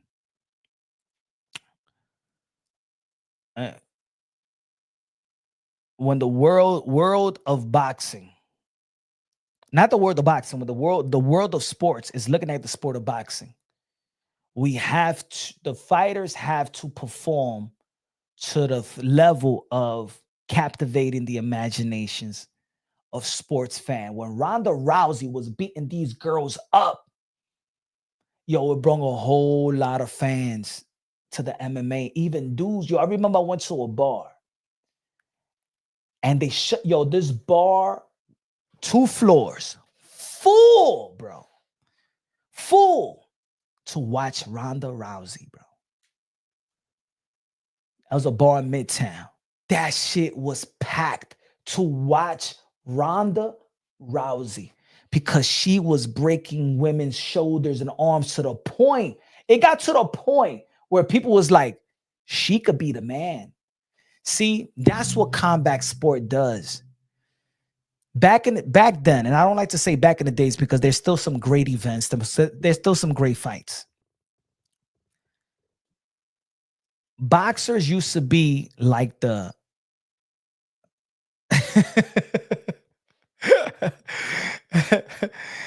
boxers used to be like the superheroes in your community.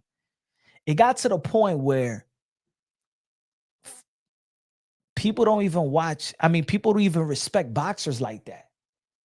Because boxers they're not performing to the point where, you remember back in the days when Mike Tyson performed and we used to be like, would you get punched in the face by Mike Tyson for $1 million? And you had to question that? Tell me if I get punched in the face by Devin Haney for $1 million. Hey, man, I tell Devin Haney to punch me in the face just to pay one month of the mortgage, bro. Just 1 month and for a car wash. Like there used to be a respect level with fighters. And the American boxing fan doesn't have that. But because they're not doing something, that is something in boxing that we're missing. We're missing the wow effect. Like I said earlier, Shakur Stevenson, good wins. Tio, great wins. Loma and Josh Taylor. But that doesn't mean that Tio knocked out Lomachenko. That doesn't mean that he knocked out Josh Taylor. It was entertaining the Josh Taylor and what he was up against. But for the casuals, it didn't say, yo, man, I love boxing, man. I gotta. Devin Haney beating George Kambosos to become a lightweight undisputed. Did that make you, that performance made you be like, I gotta see Devin Haney again? Oh. There's a lot of great wins. Why you think that Naoya Inoue is packing 50,000 in Japan? Because the motherfucker looking like a monster. He's just not winning, but he's winning good. That's what needs to happen. That's what needs to happen. You know why a lot of people like Usyk? People talking about Usyk. Usyk knocked out Daniel Dubois. People can't wait to see Usyk back in the ring. If Usyk retires right now, the heavyweight division is like, oh man, it's going to be dark. Yeah, they got Moses. But outside of that, we don't know where the hell the heavyweight division is going to be at. Look at Times Square. When many was interested in watching Tio, Devin, and Ryan Garcia in one card, bro. Did y'all ever think that we would get all three of them in one card? And think, yo, put it this way: a lot of people predicting. I mean, a lot of people was mad that you could predict that Canelo Alvarez could be Buddy. You got it wrong. Oh, yo, you got to run. I would never have predicted that having Ryan Garcia, Tio, and Devin Haney in the same card will be one of the most boring event in the history of in modern day boxing. Shout out to Tio. Shout out to Tio for trying his best, beating Barbosa. But even with the Tio and Barbosa, it's not like there was a knockdown. It wasn't blood. It didn't translate to the casuals. Look at the Devin Haney fight with Jose Ramirez. Even Ryan Garcia getting put down, but outside of the put down, I don't remember nothing of the Ryan Garcia and Rolly fight. And then that same week, we had Canelo and William Skull. And then, but thank you for Inoue to saving the day, to saving the week also.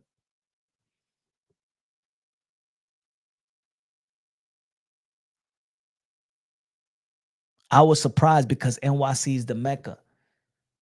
Bro, that's why boxing is at where it's at. It's not just that these people are winning. You got to win in a way that sustains the eyeballs in the sport of boxing. And then you got the hardcores also bad-mouthing everybody that's actually has a good accomplishments. They have good accomplishments.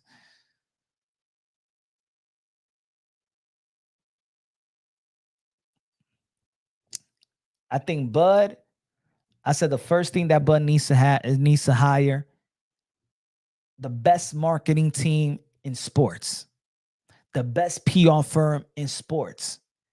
This is what I would do if I want Bud Crawford to be the face of not only boxing but in sports entertainment, like to make him a megastar. To make him a megastar, this is what I would do. And first, I'll get him a celebrity girl. I'll get him, whether she's a half whore or whatever. I get him dating, going to award ceremonies with one of the Kardashians, one of those. Because that's going to keep you in culture and other cultures' content. You gotta ese tigre feo, okay? Ese tigre feo, all right? So if we give him a good-looking chick, at least we could look at Bud and say, because again, fans become fans of entertainers because they live vicariously through them in certain ways. They want to fight like them. They want to be them. They want to have the car. They want to look. They want to dress like them. They want something. It's just not being a fan. Is they want to be them at the same time. I'm going to tell you like this. I believe that 99% of men don't want to look like Bud Crawford. What woman that he has? Tenía una ballena, a free willy. He had a free willy. Your girl looked better than his. You understand, folks?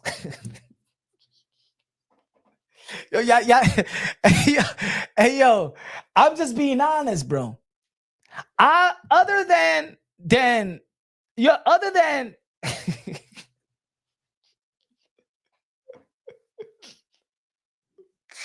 Yo, other than Bud Crawford's probably bank account or fighting skills, I don't want nothing from Bud. I don't want nothing. I don't want his girl. I don't want his girl. I don't want his looks. I don't want nothing. Hey, yo, bro. I could leave my wife next to Bud Crawford, and I'm not even threatening by the guy. Hey, yo, I'm just being serious, bro.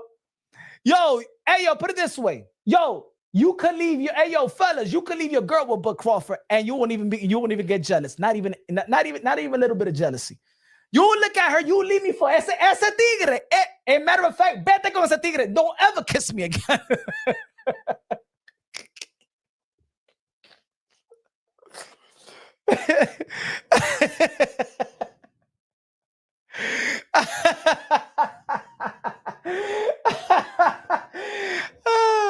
Ese tigre feo. That's why he can't do commercials. You think I want him to do an iPhone, iPhone ticket commercial and have him a sponsor? I wouldn't even go back to BlackBerry. I go back to Black. Yo no quiero ese teléfono, ya.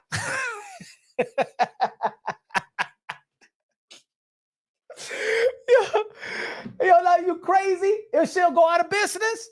If you have Bud Crawford advertising the iPhone, hey, get your new iPhone 17. You know what I'm saying? These are for the special people to have it, man. Hey, yo, my man, yo, let me get Samsung. I don't want the iPhone anymore. Take it back. Take it back. He said, you know, some bullshit.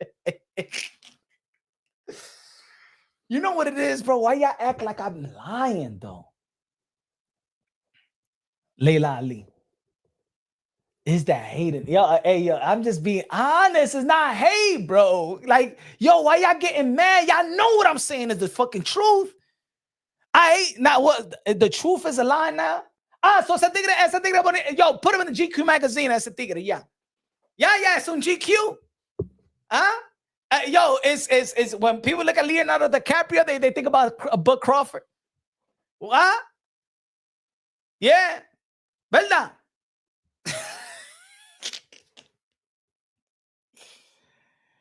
Yo, man. Not the face of boxing. Hey, yo, Coda, am I lying? Or they just getting mad? Am I lying, bro? Yo, so you trying to say that he's ugly, you are homo? I said, yeah, he's ugly. I said, so call me homosexual. No, it's because I'm sure of myself. I'm sure of myself. I'm not like you. Put me around. Put it this way, King Grayson. How about you? How about this? How about this? Invite me to a barbecue. Invite me to a barbecue. And I'll let, no disrespect, but I'll let the female of your family talk about me. That shit's gonna irk you. Yo, who's that little caramel skin brother you ran over? Who's your new friend and shit like that? Hook me up. Put me in Bud Crawford and invite us to a barbecue. Let's see who get more bitches. And don't tell him that he got how much money he got in the bank. Invite us to a barbecue. Me and Bud Crawford. How much you want to bet that I'm going to be part of your new family? As a matter of fact, I'm going to add to your family. Your cousin, somebody going to be like, yo, that chip too, that caramel. Oh, and he speaks Spanish too.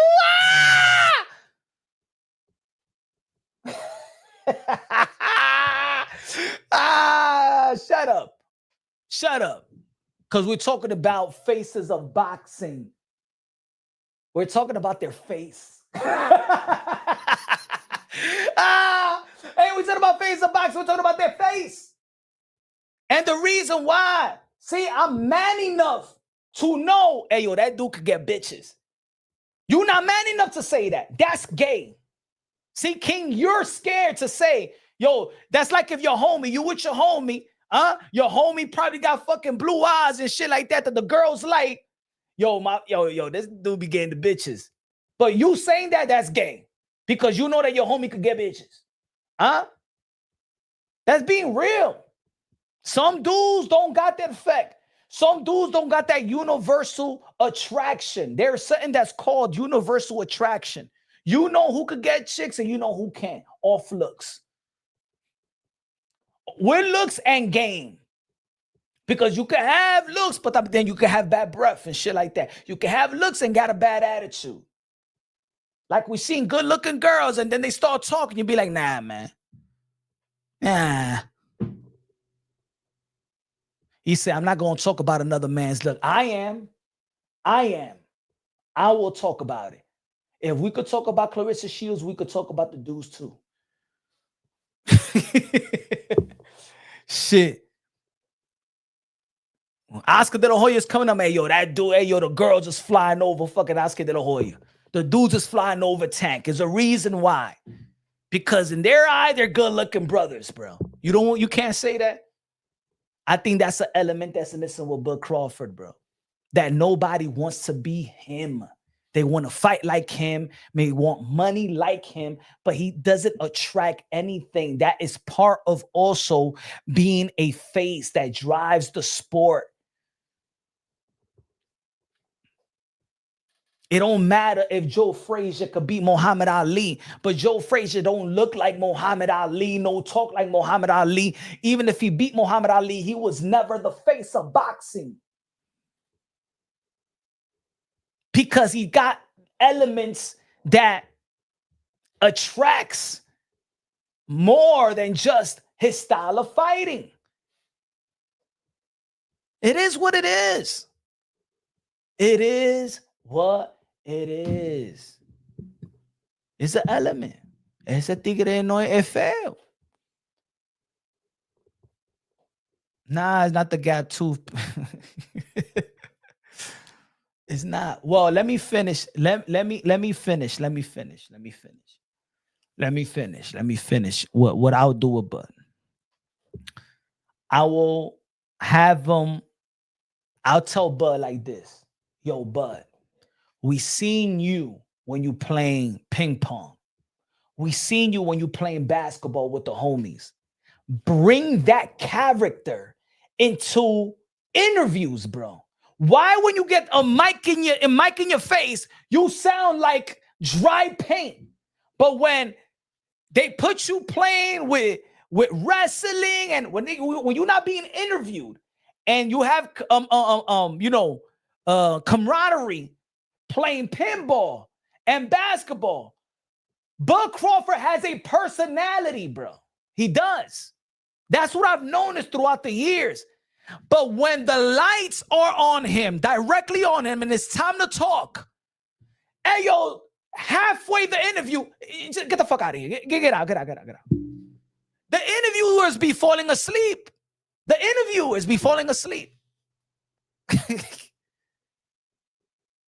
I'm lying too, right? I'm lying too. That his interviews are whack. I'm lying too. I'm a hater on that. I'm saying what can make him more is no doubt he's an entertaining force in boxing in the ring. We got to be more than that. Yo, put it this way. Canelo Alvarez wasn't that guy personality-wise before. He had the country, and that was enough. But when Canelo Alvarez started speaking English, hey, yo, Canelo Alvarez was outshining Terence Bud Crawford in talking. And that dude just learned how to speak English 3 years ago. 3 years ago, 4 years ago, when he told them, he's like, get the fuck out of here, man. We never heard Canelo Alvarez speak English before that. The man was like, who did you fight? Who is that? That shit was already fun. Hey, yo, put it this way, and this is what I'm talking about. Usyk, who can't speak a lick of English, has a better personality than Bud Crawford, and we don't understand nothing what he's saying. Hey, yo, Usyk, all he had to say is, I feel. And that shit was funny.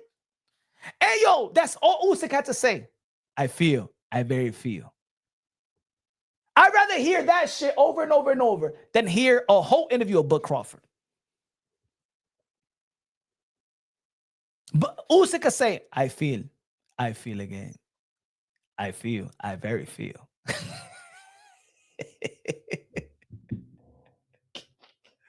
Yo, you know what's funny? Yo, Edwin, Guys, am I lying, bro? Am I lying? Bud does tend to become a dude of a few words during interviews, and you're right, Punch. That doesn't do well on building the brand. Exactly. Thank you. Thank you. Like I'm not saying something that we don't. I'm saying the facts, bro. I'm saying the facts. Even brothers. Even when we looking at a dude que no es, is I don't want to judge. I dress better than Bud. I don't even want to dress like him. I don't give a fuck. I don't want to look like him. I don't want to sound like him. And I'm telling you, that's an element. Sometimes you may not want to look like Oscar de la Hoya, but you know that he could get chicks and you want his chick. Diablo. You want his car. You want the way he lived. You know what I'm saying? Floyd Mayweather. You want his chicks. You want his lifestyle. Or the lifestyle attracts it.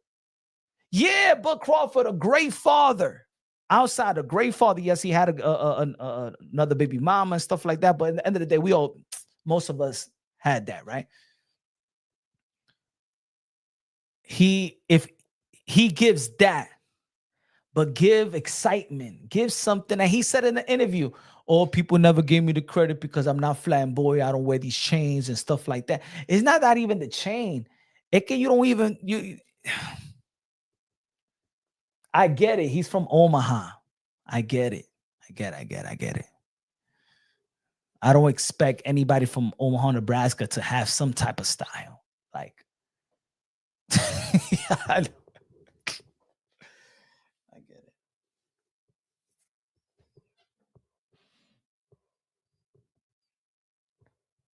it. People get mad at me. It wasn't me. That they had him that they had Terence Bud Crawford and thought that it was Kendrick Lamar, that they didn't even know who Bud Crawford was. But yeah, he's the pound for pound number one. The face of and one of the faces of boxing. They didn't even know his name. Bud need a new logo as well. Have seen this logo, Punch. Fam, you think Crawford will fight Benavidez? I don't know. But you know what? He didn't want to fight Canelo Alvarez in the first place, and he eventually did. He could happen with Benavidez, man. I say like this. He beats David Benavidez. I would say he's the greatest of all time, bro. Fuck one of the greatest. I say he's the greatest of all time. He beats David Benavidez, he's the greatest of all time, my butt. He's already one of the greatest of all time. I'm saying he beats David Benavidez now in his prime, and that is really a David and Goliath. He's the greatest of all times. Yes, better than Muhammad Ali, better than Sugar Ray, better than yeah. Mm-hmm. He said bullshit. They knew who he know. Now you arguing. Now you arguing with me for facts. See, that's what I said. He said bullshit. They knew who he was. That was some funny business. Why there was funny business? Brother, not everybody knows boxing like that. Boxing is a niche sport, man. That's what that's what I'm trying to say about what that performance did, or is it going to do? Hopefully, I want Crawford. I want Crawford to be the face of boxing and continue boxing. Because the accomplishment, yeah. But to add on to it, needs to add a little flair, you know what I'm saying? A little ingredient, put some nice season into the Crawford. That's what's missing, man. Ain't no season, ain't no sabor, ain't no sugar, ain't nothing. That's like drinking a real tea without sugar and stuff like that, right?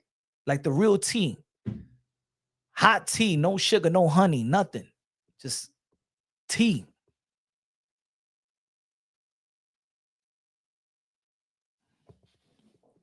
Healthy, pero que no sabe a nada.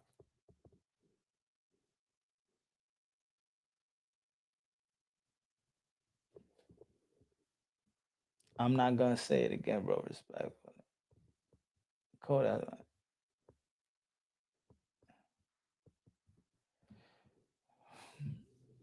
Bud sexuals, not really Bud fans. They Canelo haters why no one cares about their fight. Now I think that Bud Crawford fans may just be like him, you know.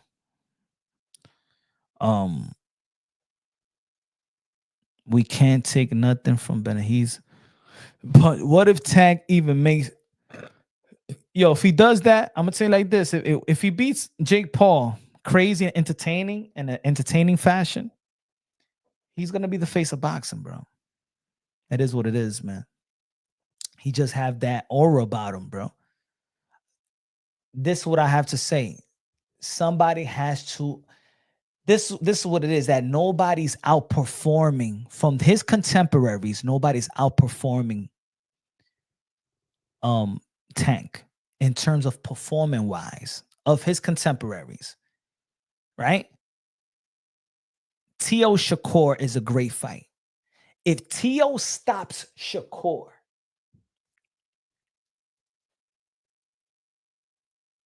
if he stops Shakur, knowing all the intangibles of Shakur and arguably the best defensive fighter right now, that right there will give him face of boxing status. You just have to do something that exceeds the expectations. That's how you get your ultimate praise in boxing. It's always been like that. Not just match your expectation. You got to exceed your expectation. You got to do something that is not expected. For example, the reason why many was in the clouds after Bud Crawford beat the crap out of Errol Spence is that I said that I knew that was going to happen. But many didn't think it was going to happen like that. And when it happened like that, it was like, yo, this is some other level shit. That performance is what got Bud this Canelo fight. Because it was beyond people's imagination that Bud will beat Errol Spence like that. Shit, I said that Bud is going to beat Errol Spence worse than the car accident. And people said I was effed up. People said I went overboard. And if you look at it, Bud did beat probably Errol Spence worse than the car accident, because shit, even after the car, Errol Spence got back in the ring. He still haven't even been back in the ring after the ass whooping of Bud Crawford. So I was right.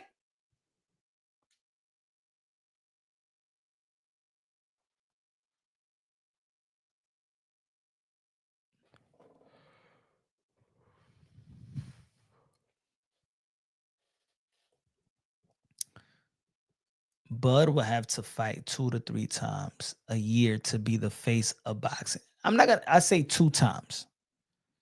I say 2 times, but good opponents, because he can't outdo in terms of accomplishment what he did with Canelo. So these are the fights, in my opinion, at 168 that will be good, that could enhance his status as GOAT, in my opinion. Jamar Charlo is still undefeated. I would like to see that fight at 168. Demetrius Andre and Bud, that style right there, I want to see. I want to see what Bud could do with it. Almost the same style that he beat Canelo. But what about with Demetrius Andre? I'm talking skill for skill. If Bud goes to 160, I would like to see the Lara fight. Lara did retire Danny Garcia. I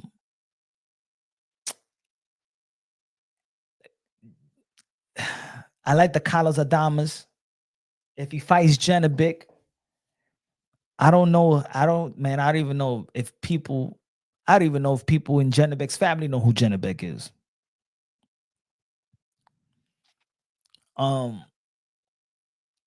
But that will be a highly accomplishment. I just don't think that he beaten anybody. You know what I'm saying? I feel like Carlos Adamas beat Shiraz and Jamar and Lara, questionable, controversial loss to Canelo, beating dudes, you know what I'm saying? But Janabek hasn't beaten nobody. That's just to get that's just to get the belts, right? Shiraz probably beats. I don't look at Shiraz like that. I never looked at Shiraz like that. I think Carlos Adamas deserves it more than Shiraz. If he goes to 160. Shiraz should not, like how people say, yo, you shouldn't jump, Dubu shouldn't jump the line. Shiraz beating Berlanga shouldn't, oh my God, he deserves the kind of abud. Um, if he fights 154, which I doubt he ever go to 154, of course, the winner of Virgil and Lubin and the winner of Thurman and Fundora. And if he wants to fight one of those guys at 160, a Thurman and Crawford is a dream matchup for me, bro. That right there, bro, I make sure I'm sitting front row, bro. If Thurman and Crawford ever happens, I don't care if y'all don't like it or not. I'll be pumping that fight. I will dedicate my whole channels for that fight. I won't talk about nothing else but Thurman and Crawford. That was my dream fight of this era. Thurman and Crawford. That was my dream fight. Especially when they was at welterweight division. That was my dream fight. I said the footwork, power, the intangibles, all that. And let's also what Bud Crawford also said. He been saying what I said for a long time about Thurman. But in this community, Thurman Ortiz, man, I'm rooting for Thurman to be Fundora. The only thing I'm gonna break these fight, and the closer the fight comes, I'm truly gonna be breaking that fight down, because as much as I'm rooting for Thurman, it's still a 50-50 fight to me, because one thing I know about Thurman, I've been following Thurman since the amateurs. He's one of my favorite fighters, win, lose, or draw. If we want to talk bias, I'm rooting for Thurman, win, lose, or draw. I don't give a fuck, but I'm gonna keep it real. Thurman gets hurt with taller fighters. Soto Carras, even Josecito Lopez. The only time he gets hurt to the body really is by southpaws, right? Luis Collazo and Manny Pacquiao. I don't know if Fundora is going to go to the body. If he does, that's when he could get knocked out, like how Brian Mendoza got him. So I don't know if, let's see if he's smart enough. The reason why I have Thurman beating Fundora is that I think that Thurman have shown that he could weather the storm. Thurman is vulnerable, but he also has a grit, one of the best grit of this generation. We've seen him hurt enough. And when the next round, he wins the next round every time he got hurt. The only thing I question about Thurman that he also been questioning, and it's good to see him get that knockout victory last, is that his hunger to get the KO. Hopefully that he got that momentum going into this fight. The thing about Sebastian Fundora still fights to the height of his competition. He's done better, way better, right? But it's just Tim Tszyu. It's just Tim Tszyu that he adjusted. This is a whole different type of ball game in terms of footwork, IQ. I don't think that Fundora has been in the ring with somebody like Keith Thurman here. If Keith Thurman matches the physical ability, the grit, and the IQ, and everything is coexisting at the highest level, Fundora is going to lose to Keith Thurman. Keith Thurman will have to have his footwork. He will have to go back to old school Thurman, like in terms of footwork and grit, and that once he came back, he started using the shoulder roll. I didn't like it. He started getting like, what the fuck are you doing with a shoulder roll? Like, folks, I've been following Keith Thurman since the amateur. He never used shoulder roll. He never was taught shoulder roll. That's not his style. His style was always, like traditional guard. High guard, traditional guard. You know what I'm saying? That's always been Thurman. Always blocking shit with the elbows, countering on the inside. Once he started this, I'm like, where you learning this? I felt like he wasn't listening to Birmingham anymore. He was doing his own thing. Cause I'm like, what are you doing with a shoulder roll? It wasn't. I don't think that he did a good job with it. He didn't do a good job with Josecito Lopez. He didn't do a good job with Manny Pacquiao with it. Like I'm saying, like my mind, like that's not Dan Birmingham, and that is not no Dan Ben Getty either.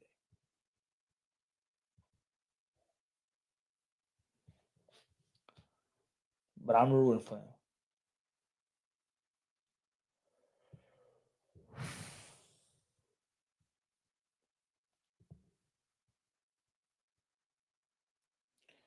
But yo, we back at it. Probably tomorrow, Saturday.